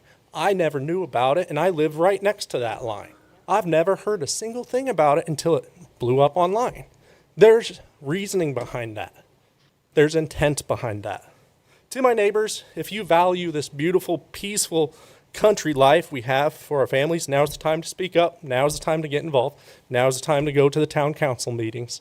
Now's the time to go to meetings like this. And I encourage the board to take that into consideration. Thank you. Thank you. Go ahead.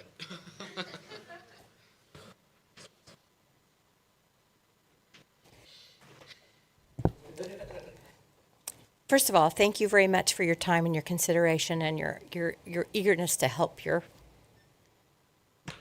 citizens. I'm sorry. Okay. There's a lot behind that. My name is Diana Lemons. Could you please pull that map up that extends up to 74, if you would, please?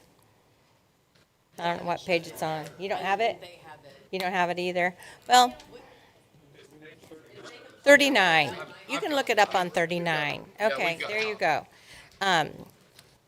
My husband and my son farm property that is in the purple on the northwest side of 74 there. And my husband and I own property in Rush County, which is like 1.5 miles north and east of. The interchange. Yes, thank you. And I, heard about this and had some concerns, and I looked over your comprehensive plan, and I do have some things I'd like to bring up. On page 3, it states the survey indicates ambivalence and conflict towards annex of land for growth. And it mentions the I-74 exchange as part of the growth with a rather significant amount of that land that sits in Shelby County. And the 2025 Shelby County future land use map, I don't know what map she was looking at, but it does not even remotely come close to what is shown on the one that is in your pamphlet there. The designation of the areas and what they're used for. And I realize this is a crystal ball kind of thing, you're just kind of guessing. But we have a significant situation here where you're dealing with Shelby County and Decatur County. And as a Shelby County resident and Rush County property owner, I also have concerns about who's really in charge if it comes to significantly industrial, plans in the future. On page 53, it says the public input key findings were a 40% lack of effective communication, lack of transparency in decision-making, and wow, that's happening everywhere, and I stand as part of that from Shelby County concerning the data center. Got 2 days mail notice before the hearing that was decided on, and too many NDAs and too much silence and too much secrecy, and let's just slip it in and hope no one is paying attention. So that's part of why you have people here this evening, and maybe it's a good thing to get people active in their community and to take part and to listen and be a part of. So please don't, we're a little paranoid. So that's where that's coming from. And, but I did have questions that, like Gina, about the TIF, about who got that money, and you said that goes to St. Paul. Did I understand that correctly? Okay, so, and then my next question is on page 54, it says St. Paul is overseen by Decatur County Area Plan Commission. So any development, let's say it goes into Shelby County, into Rush County, who takes responsibility for that? We have Shelby, but not Rush. We have the town of St. Paul that is in Shelby County. Yes, so in other We don't words, have outside Shelby. of town limits in Okay. Shelby, that is Shelby County. Current town limits. Point of order on that. If they do expand the town limits further into Shelbyville, that would also, like that expansion, annexation, whatever we want to call it, would continue to fall under Decatur County. I would bet. That would be a discussion we would have. Yeah, I would bet if that happened, it would not, because that would probably change. That was my big question as well. That was the point I was trying to make, is who's in charge. If, We're a long let's way say. from ever having any input in Rush Yeah, County. just hang on, I'll get to you. Just hang, I've got a quick question, but go ahead. yeah, I'll get to you. You'll be next. Okay, I think other people have hit things that I was going to hit on, so I'll move on and let someone else speak. Thank you. I want to step in real quick. I want to go back to like the 2017, 2018 timeframe when Decatur County completed and signed its comprehensive plan. I understand the scare factor with these very broad painted brush strokes. A long time ago, when Decatur County came up with a comprehensive plan, we hired a company like Haley's, came in, they said, all right, we're going to help you identify if there's a factory that comes in, you don't want to put them 9 miles away from an interstate, nowhere close to a railroad, nowhere close to water supply, things like that. There has to be infrastructure that supports that. So companies like that come in and help you kind of step away from things and look at it. So one of the things that was discussed in that, they were like, I think that you need to consider that the interchange right here, the 134, I believe is it, that logistically, that's where a lot of things would make sense. And currently that's all cornfields. They recommended that we consider that for development. And the family that owns that basically came back and said, it's not happening. And that's okay. The town didn't go to that family and say, y'all are losing your property. We just decided to make this purple. You're out. Factories are in. These companies try and get you to step back and look at what makes sense, what may be a decent idea for consideration, things like that. Please keep in mind that Haley and this company or the people that have been working on this plan have not made any decisions to take any property from anyone. Nothing like that is happening, but it probably does make sense to at least hear what they have to recommend that we consider as a community. She's not putting in any data centers. I don't think anything like that is happening, but it does make sense to evaluate those and look at that from an overhead logistics standpoint. And if the town decides that doesn't happen, then that doesn't happen. That all makes sense, hopefully. It happened right out here, and it didn't go anywhere. But we at least considered it, and that family said it's not happening, and that was the end of it. But Yeah, and it won't happen for a long time. it won't? Yeah, and it's still on our top. Okay, I've got the gentleman back here. If you could come up and.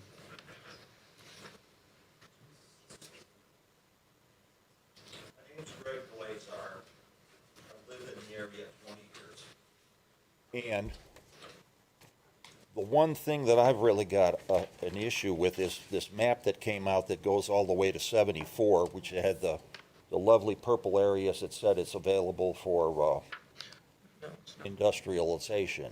It's not available. It's not available. It's just a suggestion. Well, yes, granted, okay, but people's arms can be twisted to sell their property. That's just my opinion, okay? The family along that county road doesn't arm twist very well. Well, whatever, sir. And it does add something Okay. to the property values that people Can the invest in. city or the town of St. Paul annex the property adjacent to County Line Road up to Old Michigan Road and to the right? Can they do that? Only if the landowner wants to. The reason why I'm asking is, like, for instance, right here on our city limits, on the northwest corner over there, that's Shelby County. At least if we had annexed that property, maybe we'd have a little bit of a twist on what's gonna go in there. That's not ours to, Well, I understand, but at least we could control our destiny a little bit. we can't control that. That's not why, The St. Paul Town Board. that's the town board issue 100%. And I mean, the Dollar General's not even inside the town limits. Are you asking, I'm sorry, are you asking if St. Paul can or should annex that? Is that If your they question? could. Now, I understand the sewer situation is a major concern, okay? That's gotta be done. That's, as long as I've been here, it's been a problem. But that whole section up there is suggested, possible business. And you got a pipeline that runs right through that thing with natural gas. So that's a big plus for You're them. talking about Shelby County, right? No, it runs right across County Line Road going towards Honda. No, That's he's what it's- saying, what parcels are you speaking The of? area you're discussing is in Shelby County. the one that is above the northwest corner on that map going all the way up. That's in Shelby. That's Shelby. That's Shelby County, yes. Everything on the west side. Okay. What my bottom line is there any way that the town of St. Paul could annex that property all the way up where we have that plan? And, you know, with the consideration by the people that own the land, as a little bit of a protection on it by ourselves. Yes, they could if If the the landowner landowner wanted would to. want to do that, they could approach the city, and Sure could. I'm sure the city's not annexing anything till they get the water and sewer fixed, but after that, I would say it could be a possibility if that landowner would like to do that. But if we don't want to, then they can no longer force it. No, No, they can't ever no, do they that. never could. It's all voluntary, so if you don't wanna be annexed, there's some parcels right here in Greensburg that are owned by the same people that he was Yeah. talking about. That are still in That the are still county. in the county. And the city Because surrounds they refuse to be annexed, and that's their prerogative. So that's where the laws protect them, and would you guys as I well. want St. Paul to grow, absolutely. I'm born and raised in Decatur County, and I'm on the Decatur County side, but I'm the only house in the purple on the Decatur County side. I'm the one right there on the corner of Yeah. 800 Yeah, and nothing, and 421, and when I seen the zoning change, I was like, why did they make me do it? Because my girlfriend lived in Fairland when the casino came, right? yeah, there's nobody changing anything. Yes, yeah, none of that will change. Hang on. Okay. What is the, where the truck stop is? Is that just county property? Yeah, that's not part of any city. That's not part of any city? That's No. correct. Okay. Yeah. It's zoned differently, but it's not part of a city. Yep. Okay, hang on, I've got one behind you that had his hand up, and then I'll get to you. Name. What's your name? My name is Jasveer Singh. Okay. And I do have a 3 partial right off 421. If I do like to get voluntarily annexed into the town voluntarily, can I do that? Have to ask the town, You have to ask the town. not here. Yep. But would that be a possibility if I voluntarily wanted to do it? You have to ask the town. Yeah, the town, I mean, you need to address the town council for that. Okay, Yes. thank you. City next. Oh, she's next. No, you go right ahead. You're right there.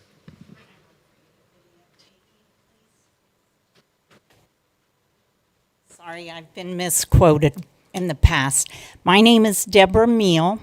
My husband is James Meal. We are the family that owns the property, the farms on both sides of county line. He opted not to be here tonight, even though he knew it was important, because he's farming, his first love. And that's what he's spent most of his time doing. He has lived in St. Paul for 76 years in only 3 houses that all line up going outside a county line. Now, Ramps did build a house in the back that kind of threw that off, but except when he was at Purdue, he has only lived in those 3 homes ever. He and I own property on both sides. We'll probably never be able to control all of the Shelby County side because there are 8 grandchildren involved in some of that property. However, on the Decatur County side, our grandson lives in what we consider to be our homestead house. The actual Meal homestead is up the road just a few miles in Rush County. But this homestead was started, and we qualify for a Hoosier homestead. I just haven't gotten the paperwork done yet. But our grandson is the 5th generation to live there. He loves the land, he loves the farm, and he hopes to continue to do that all through his life. We have tried to be good neighbors. We lived within the limits for a couple of years, but we live in our current home for 48 years. Jim has always farmed the land with his dad. His dad was named Conservation Farmer of the Year for Decatur County back in the 70s. He was very good friends with Frank Smith, who is the father of Scott Smith, who was the winner this year. As far as the town of St. Paul goes and volunteerism, my husband has been in the St. Paul Kiwanis Club for 50 years. He has served as president multiple times because other people would not take on the responsibility. He has made sure that the children of St. Paul, I'm sorry, I'm getting emotional too, but that they have had Santa Claus, the Easter Bunny, and Halloween treats for 50 years. So we have tried to be good citizens and good volunteers. He has attended meetings in the past for town board and everything. We understand we can't vote because we do not live within the city limits. But what these towns like St. Paul decide affects all of the people around them. What Marion County Mayor and City Council do in Indianapolis has affected my life, all of ours. So we have to be vigilant and we have to make sure we're doing what needs to be done. We have been fighting St. Paul on different things for many years. We had to fight the gas pipeline that went ahead and came through our property. I made trips with Jim up to Carmel to talk to an attorney up there. We tried to fight all the sewer and water coming out of town to accommodate Love's. We were called first to sell property to Dollar General, and we refused to sell our property to Dollar General. They have put a lot of trash on our property, but they're handy for the people in St. Paul that don't have transportation and cannot go to Shelbyville or Greensburg. So we're trying to be good stewards of the land, and we are trying to be good neighbors. I will tell you that when I was approached by a former board member to go ahead and voluntarily annex our farm so that St. Paul could come clear from St. Paul out to 74 so that a liquor store could be placed across from Love's, I was shocked and appalled. So we have requested that not happen. So when we saw the map just recently that talked about it being industrial right on both sides of the road where we live, we were upset. I went back through some of the things. I've been supportive of the Shelby County group, but I have not been as active as I needed to be, and I'm ignorant of a lot of the maps and things. But when I looked back to the February town board, or well, it was not a town board meeting, I apologize. The February meeting where you had several people listening to things, many of his co-Kiwanians were listed on there. And I asked Jim, I said, do you know about this? Have you heard anything? And he said, no, he knew nothing about it. He hadn't been told. So that was pretty heartbreaking for us not to realize that what the town is planning with good need and good reason, because we know their sewer system and water is difficult. We've all had difficulty getting internet and everything, and we're very sympathetic with that because we've dealt with it ourselves. But we would request that the town please show us the respect of keeping it agriculture, because we want to keep this property in our farm and in our family. So we respectfully ask this board to please send it back to St. Paul. Let us have more time now that so many of us are aware of this, and let us work with our friends and our neighbors in the town of St. Paul. Thank you for your time and your consideration. Thank you. Debbie, that is what's gonna happen. Yeah. It goes back to St. Paul. It does go back to St. Paul from here. But can you not give your stamp of approval tonight then? That's what we're really asking, so that they are forced to, because you all have a great deal of authority here. No, if we give the stamp of approval, it goes back. It goes back anyway, no matter what, Yes. it goes back. Well, I still respectfully ask you to not give your stamp of approval just for all of us to help. Is there much of a difference between the two votes? It goes back regardless, correct? Yeah, because technically the same thing would happen, Debbie. So in other words, favorable or unfavorable, it would go back. each way it would get edited. I mean, is that And if it correct? gets edited, then it has to come back again. Yes. Is that correct? So, So in other our- words, when it goes back, that is when you have your chance to edit it. When it goes back to the St. Paul Town Board, is when you, that's the opportunity to edit. I guess that's what I'm trying to make clear here, is that this presence tonight is the large public meeting. But for changes to be made, it needs to happen at the St. Paul meeting. I guess my question is, Brad, if we give favorable, then it doesn't, I know if it gets edited, it has to come back here. But is the St. Paul Board really need to make edits if we give a favorable recommendation? Or can they just pass it through? My feeling is these people are here asking us, they're late to the game for whatever reason. I don't know if that's acceptable or not, you know. Yeah, and I guess by all rights, if we send it back unfavorable, The then, town board can pass it, regardless of what these people say. no, if we give an unfavorable, Oh, I'm sorry, I missed it. if we give an Oh, unfavorable, you said favorable. then they will have to edit. That's the point I wanted to make. Is that correct, Haley? They will have, let me say, they'll have to discuss. They don't Missy, necessarily do you know have the to edit. correct answer to that? In other words, if we give an unfavorable recommendation, it goes back to the town of St. Paul, and they have to edit it. In other words, do we need to give a reason, or we just, Well, I guess to be, a fine line, but if we're giving an unfavorable recommendation, then they would want from us to know why we're doing that. We don't control how they prepare it. Right. Or what they vote Right. on. It would just be for them to reconsider it and, I guess, bring it back. And obviously, Haley's here and she can speak to that, but, I don't know what Oprah's role is. yeah. That's the other question. This meets the county. The timing does play a little bit of a role in this. Our grant, I believe, is supposed to be closed out by the end of August. So CERC will have to go, and ask for a grant extension through OBRA, which is doable, it's fine. But I will say, OBRA doesn't always love that, so it kind of puts a nick on the town for not doing what they're supposed to in their time limit.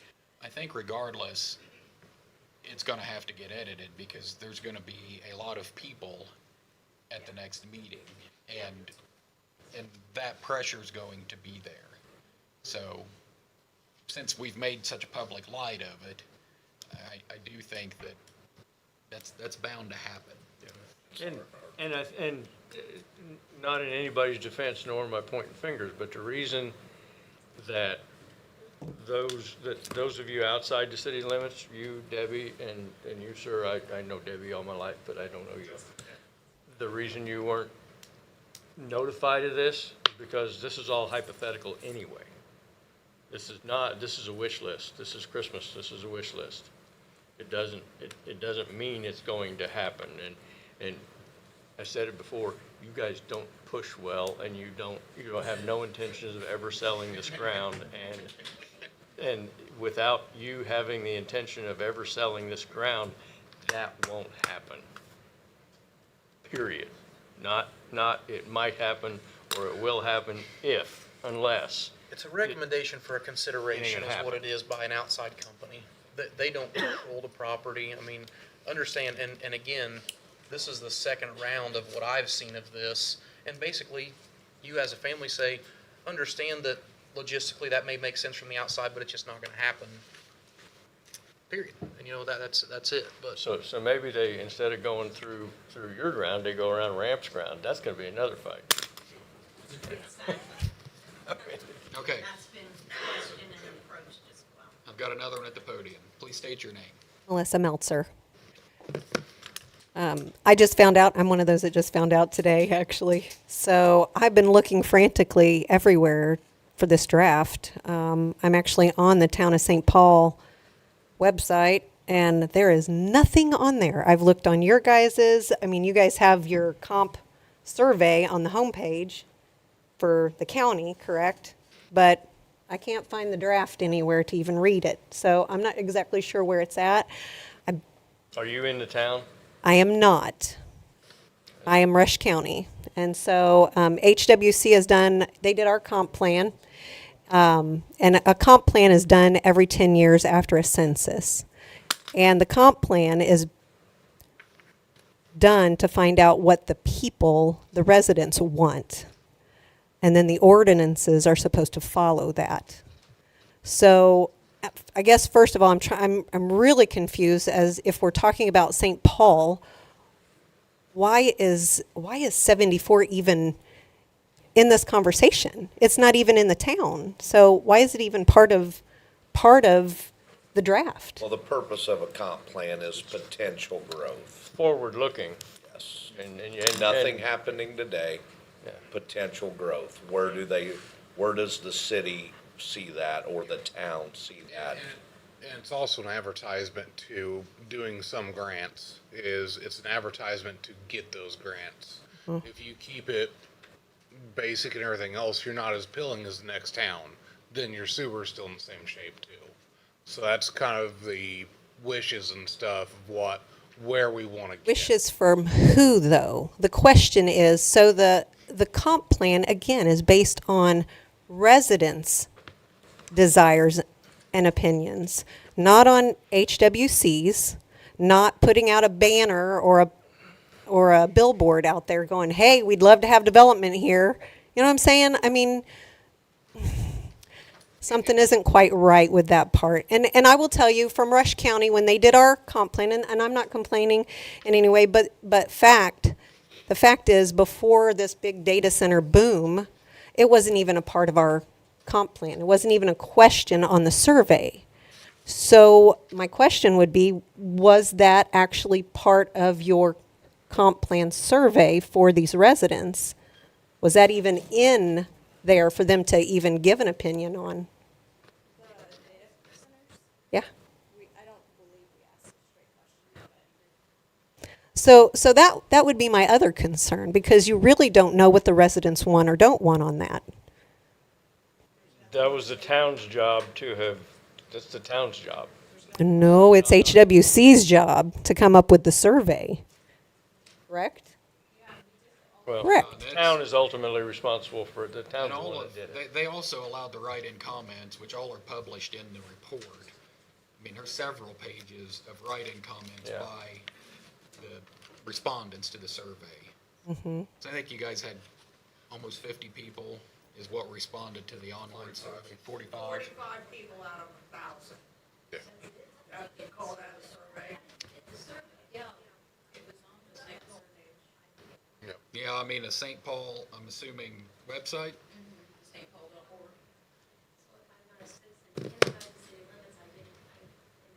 Wait a minute, we're losing control. Yeah. Well, now, hold on.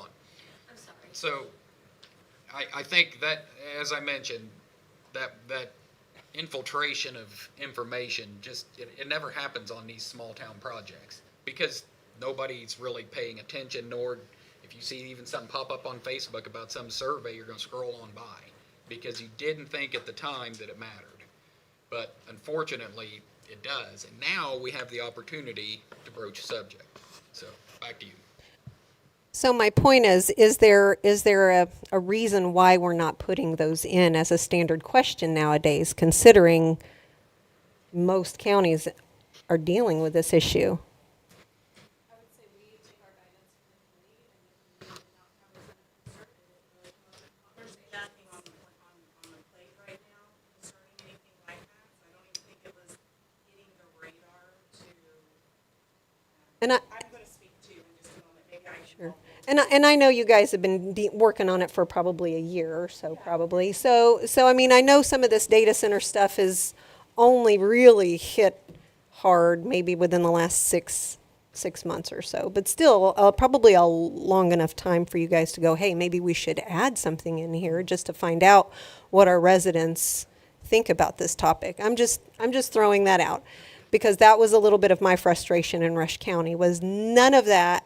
And then the comp plan was written, and we don't have We don't have any input. So just realize that anything that's yellow or purple or red or whatever color could be used individually. So just because it's colored a certain color does not mean that it has to be used that way. Just because it's yellow doesn't mean it won't become something you don't want it to be. So it's not a rezoning or any change of anything that's currently happening. Nothing is happening because of it.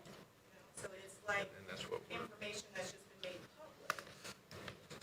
But we have, maybe I should wait till I Yep, take just that. hold on. I'll hold on, yeah. But you do have to understand the climate that we're in, and being on the Tri-County area, it's going to affect a lot of people. Like, I'm on the Rush Shelby line, and Shelbyville's already approved. That thing's 4 miles from my house.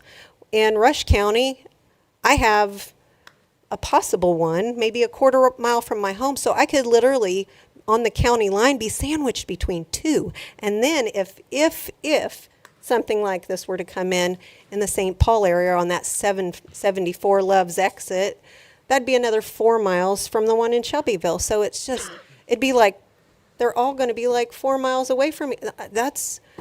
We got to think about this. I don't think a lot of counties are looking at the fact that these county lines and the people on those county lines are going to be affected. And so, and I'm not saying you guys aren't thinking about that, but I'm just saying in general, when we're proposing this kind of stuff, we're not thinking about how the bigger picture, if that makes sense. And then I know this is not comp plan related. You guys were talking about the not having a moratorium for a data center, and you're currently working on your ordinance for the county, correct? We are currently Doing the survey. negotiation with companies on pricing to have them work with us to review and revise our ordinances. And I don't know, Gina, maybe you can educate me a little bit. My understanding is if you don't have a moratorium in place and you don't have an ordinance against a data center, you are asking for trouble.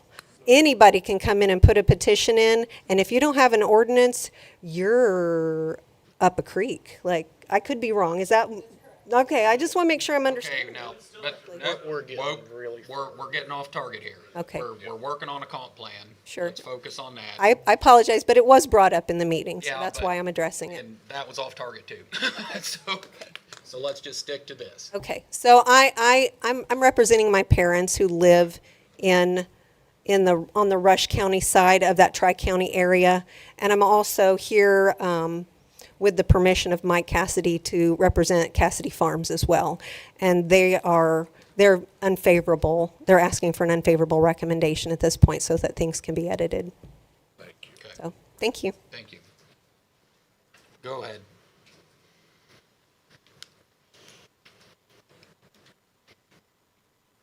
Good evening. My name's Kim Livingston, and I do sit on the town board of St. Paul, and I also was involved in the steering committee in coming up with this plan with Haley. And I just want to make it clear, this has really nothing to do with data centers. I know that that's a hot topic right now. An unfavorable vote would most likely push us back behind a deadline. Our concern for the town is the town. We have no say-so in the areas outside. So personally, I'm friends with the Meals. She mentioned the ramps. That's my family. That's a big fat no for any annexation from both sides. It's never going to happen, okay? Like never. Not in our lifetimes. Do we still have to ask as a town board member? Yes, because we're looking at highest and best use. So I called my friends, Debbie and Jim, and I said, hey guys, I knew the answer, right?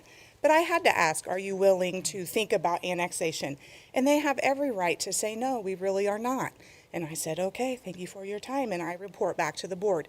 And it is really as simple as that. Just because there's different colors on the map does not mean that any of those are plans for the future. So anything that you see that's upsetting, you know, there's nothing different with your land. If you want something changed and you want to be heard, come to our town board meeting. It's on Tuesday at 7. I'm not pretending that every bit of verbiage is just spot on perfection. But when you get into these projects, we are really trying to solve issues with the town of St. Paul, and we have many. And we're a very active board, and we are really trying to make forward movement and be able to kind of fix some of our issues. So we need funds to do it, because 1,000 people, we are flat broke. We don't have the funds we need to help our neighbors. We have all kinds of issues with sanitary system and wastewater and different things. So we are having to make hard decisions. And I've lived in St. Paul over 25 years, and I grew up right outside of St. Paul. I understand my friends and my neighbors. I know how they feel.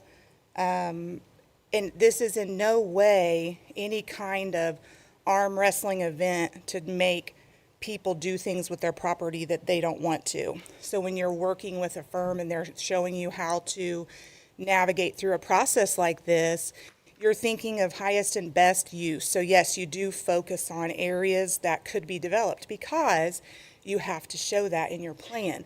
You have to show that you're willing to make developments, to move forward. Otherwise, they just don't give you funds. And without funds, we can't do things that we really do need to have done. So we did not focus on anything to do with data centers. We have not been approached by anyone. It has not even crossed our radar. I understand that it is a concern. It's something that we're all worried about. We all have strong opinions on that.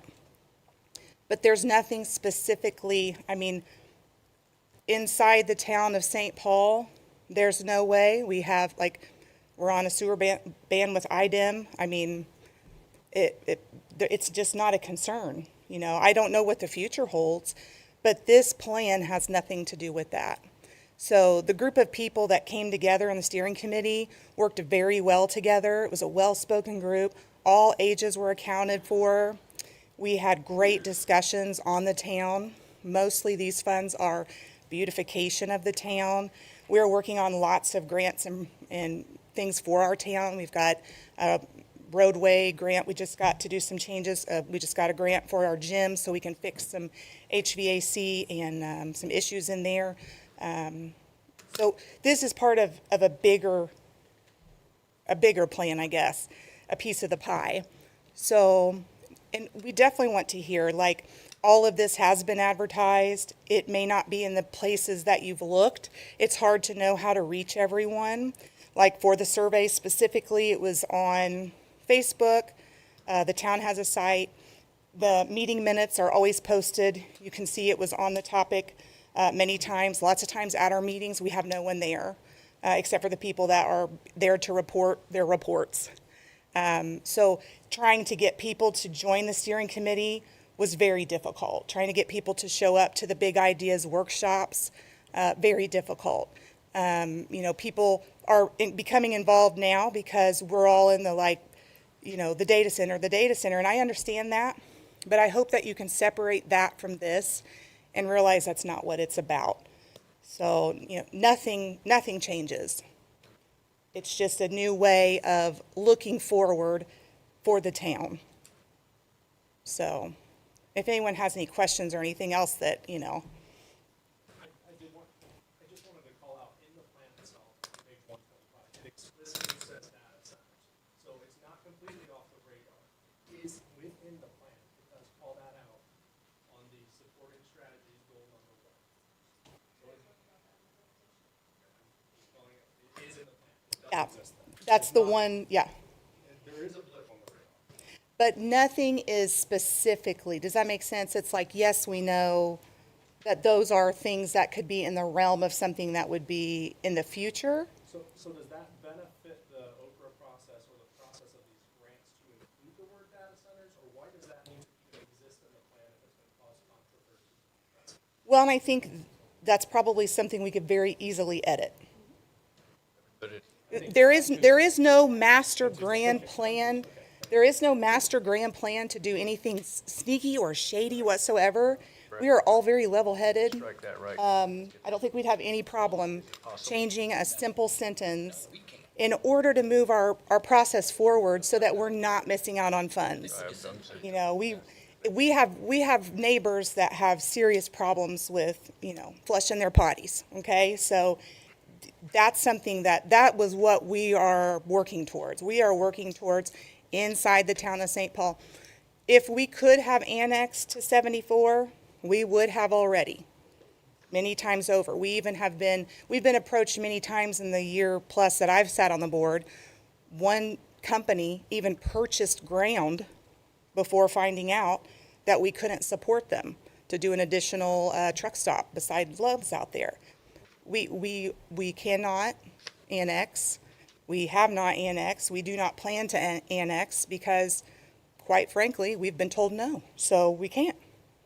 So if that, you know, come to the meeting and you'll see 3 of your neighbors that want the best for the town sitting on it, and you'll see Kiwanis group member, the fire department, the police department representatives, all the people that serve in your community.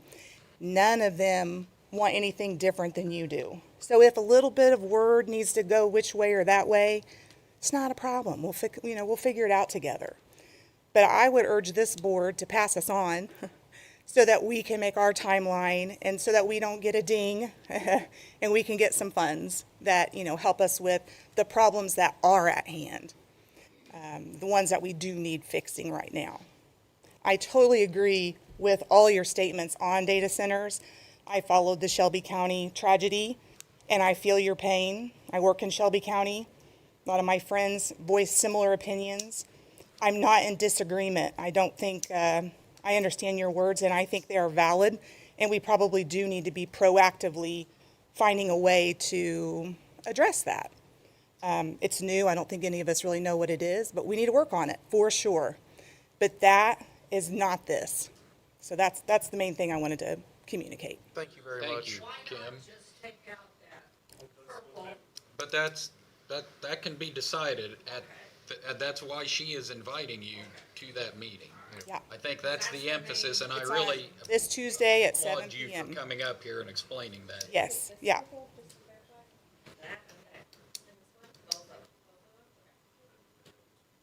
Okay, got time? Did you get that, Haley? So is Hi, this about everybody. is this about something besides the data center? Because I really think that dog is dead.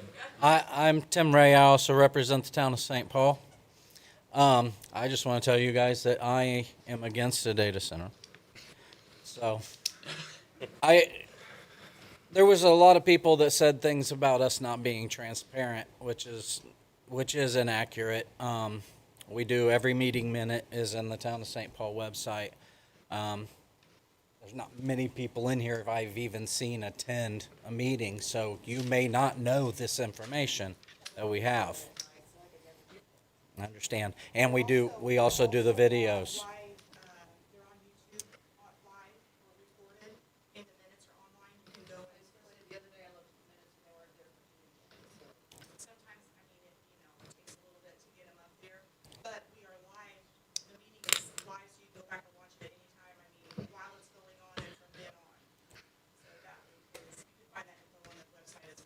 So I just wanted to be transparent about a couple things. We have had interest in obtaining the Love's gas station into the town of St. Paul for tax revenues. We do supply them water and we do supply them sewer.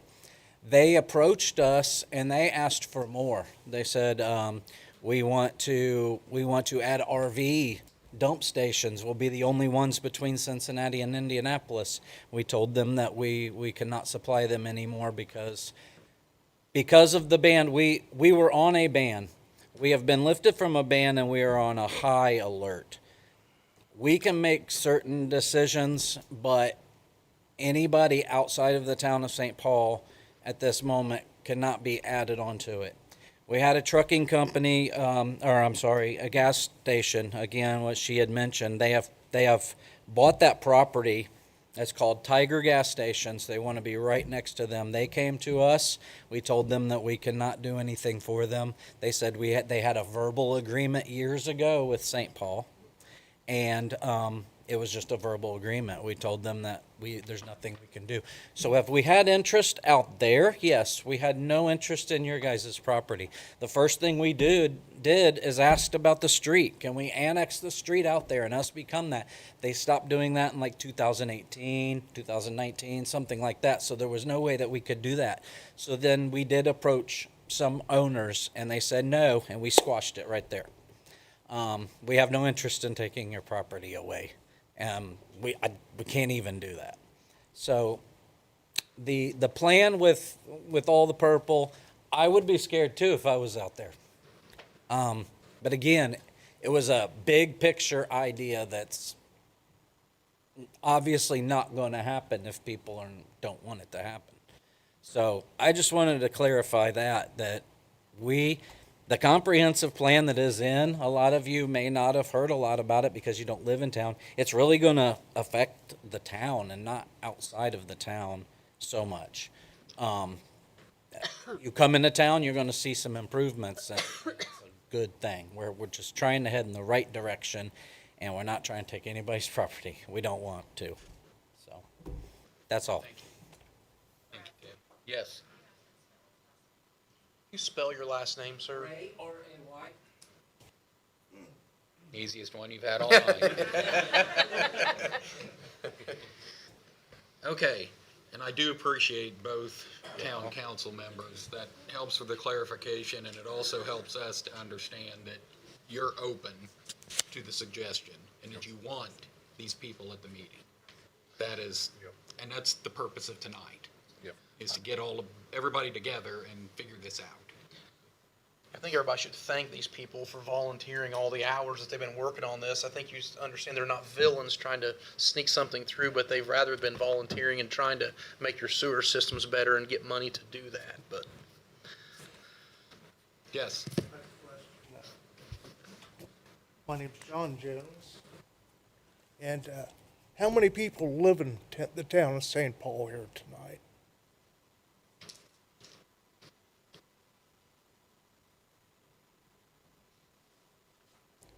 I know St. Paul needs a lot of help.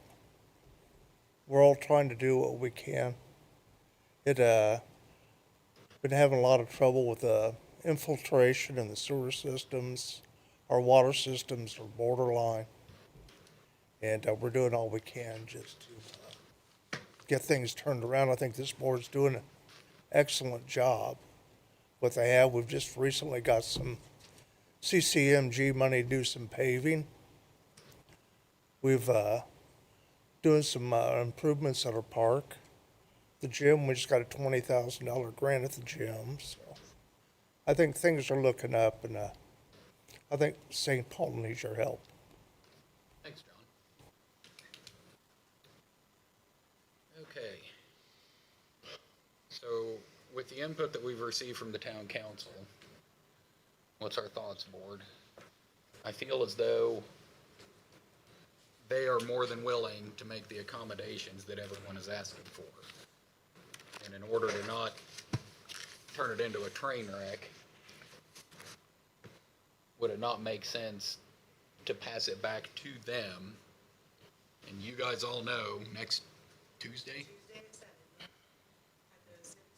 And that's the opportunity to edit this. Once that is edited, it will come back to us again. Is that correct, Missy? Haley, is that the requirement? That it has to come up? Is that an Okra? It's not an Okra requirement, we have to look at state statute. I think, I don't know, I have to look at that. I'm not 100% sure. I don't know if it defines. Whether they're, Yeah. Clarification versus that. Yeah. Now, What is you mentioned an August date, and I didn't hear the date. What is your August? So I believe the Okra closeout date for the grant is at the end of August. The end of August. The end of August. So, CERC is the one who is doing the grant administration on that, and so they would have to go, if it wasn't approved and adopted by the end of August, then CERC would have to go back over and ask for the grant So- extension. so let me repeat what I heard you say. And throw some other, so it goes back to the town. One way or the other, it goes back to the town. You guys edit to a point that it has to come back to us. We meet the first Wednesday of every month. So let's call it the first Wednesday of August. August 5th.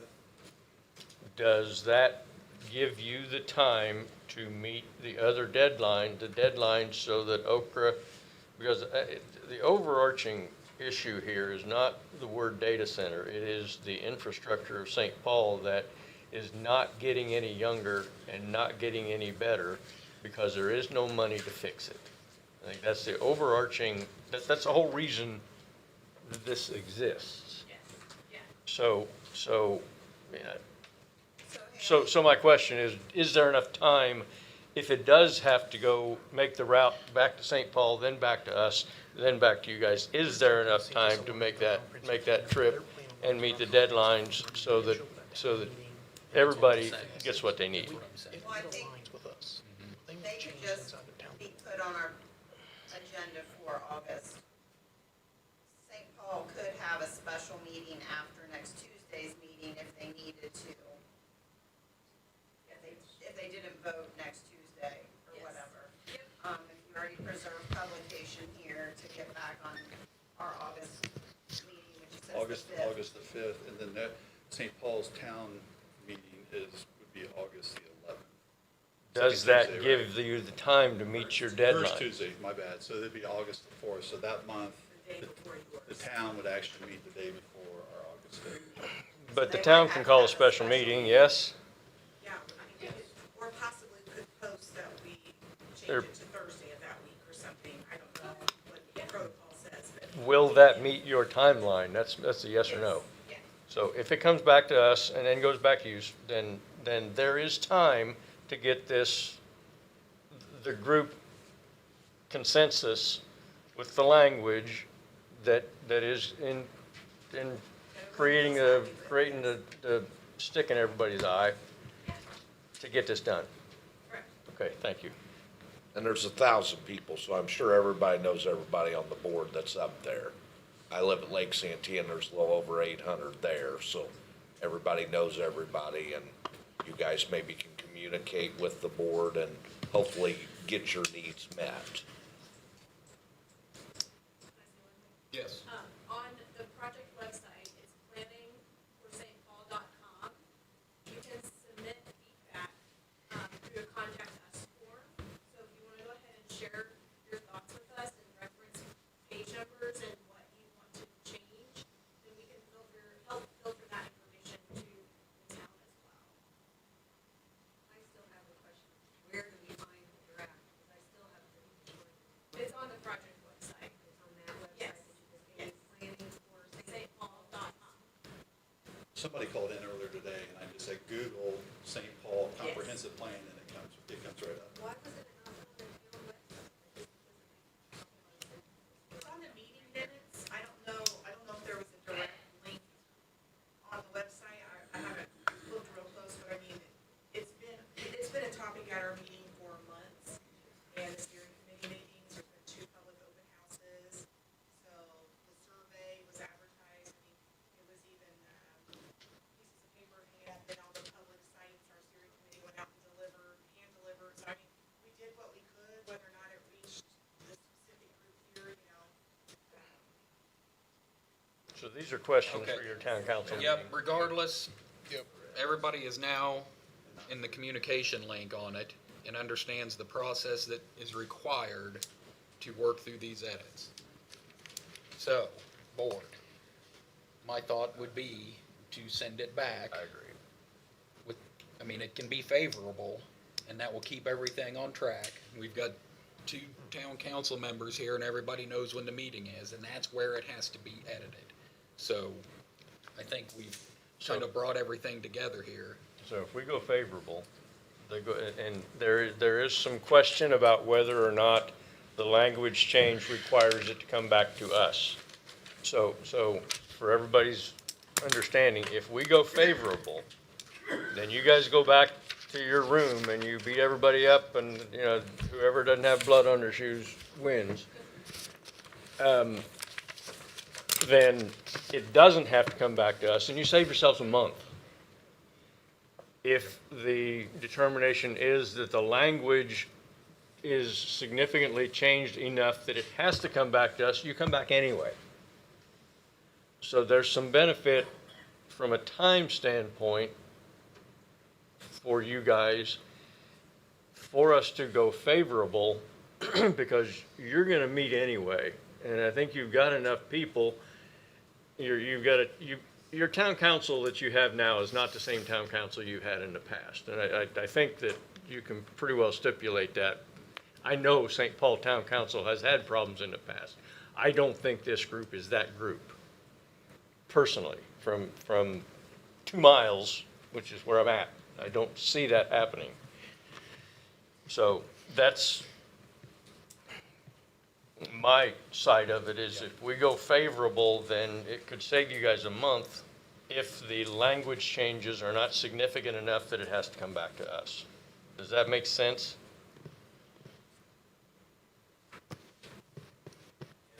You in agreement, Paul? I agree. I mean, what this board is looking for is alignment with the county's comprehensive plan. And then from my seat in the ballpark, it aligns. Understand completely with some of the details about what you all see in there. By all means, I think that your neighbors are the stakeholders in this, not this board. So I think that you guys communicate your concerns. It seems like to me they're very willing to hear them and make those edits as you see fit, channel those in there. From my position of this board, it aligns with our comprehensive plan. So for me, it's favorable. Get your details figured out and get your toilets and all this stuff going, is my opinion. And for me, it has to be favorable because our requirement is that it does align with the county. It does align. It is satisfied the issues that make us have to be favorable. Correct. Okay. With that in mind, I will look for a motion. I make a motion that we vote on the draft comprehensive plan for the town of St. Paul With a favorable. with a favorable recommendation. And I do have voting sheets. So we vote on it. Need a second. I second.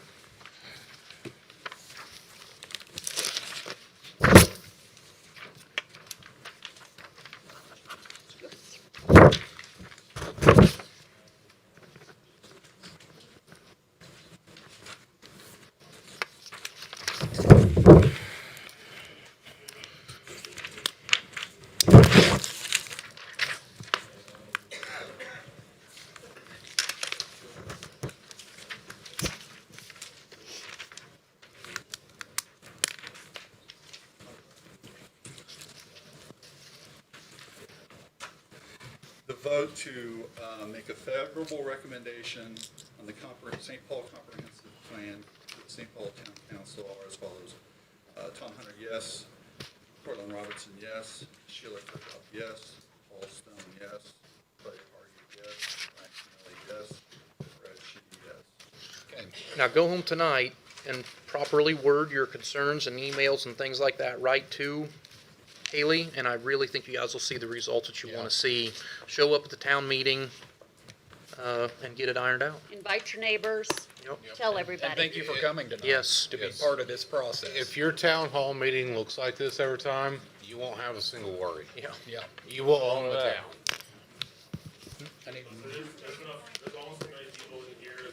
I move that we adjourn. Second. Paul. Second. Have a good night. Earned our $50.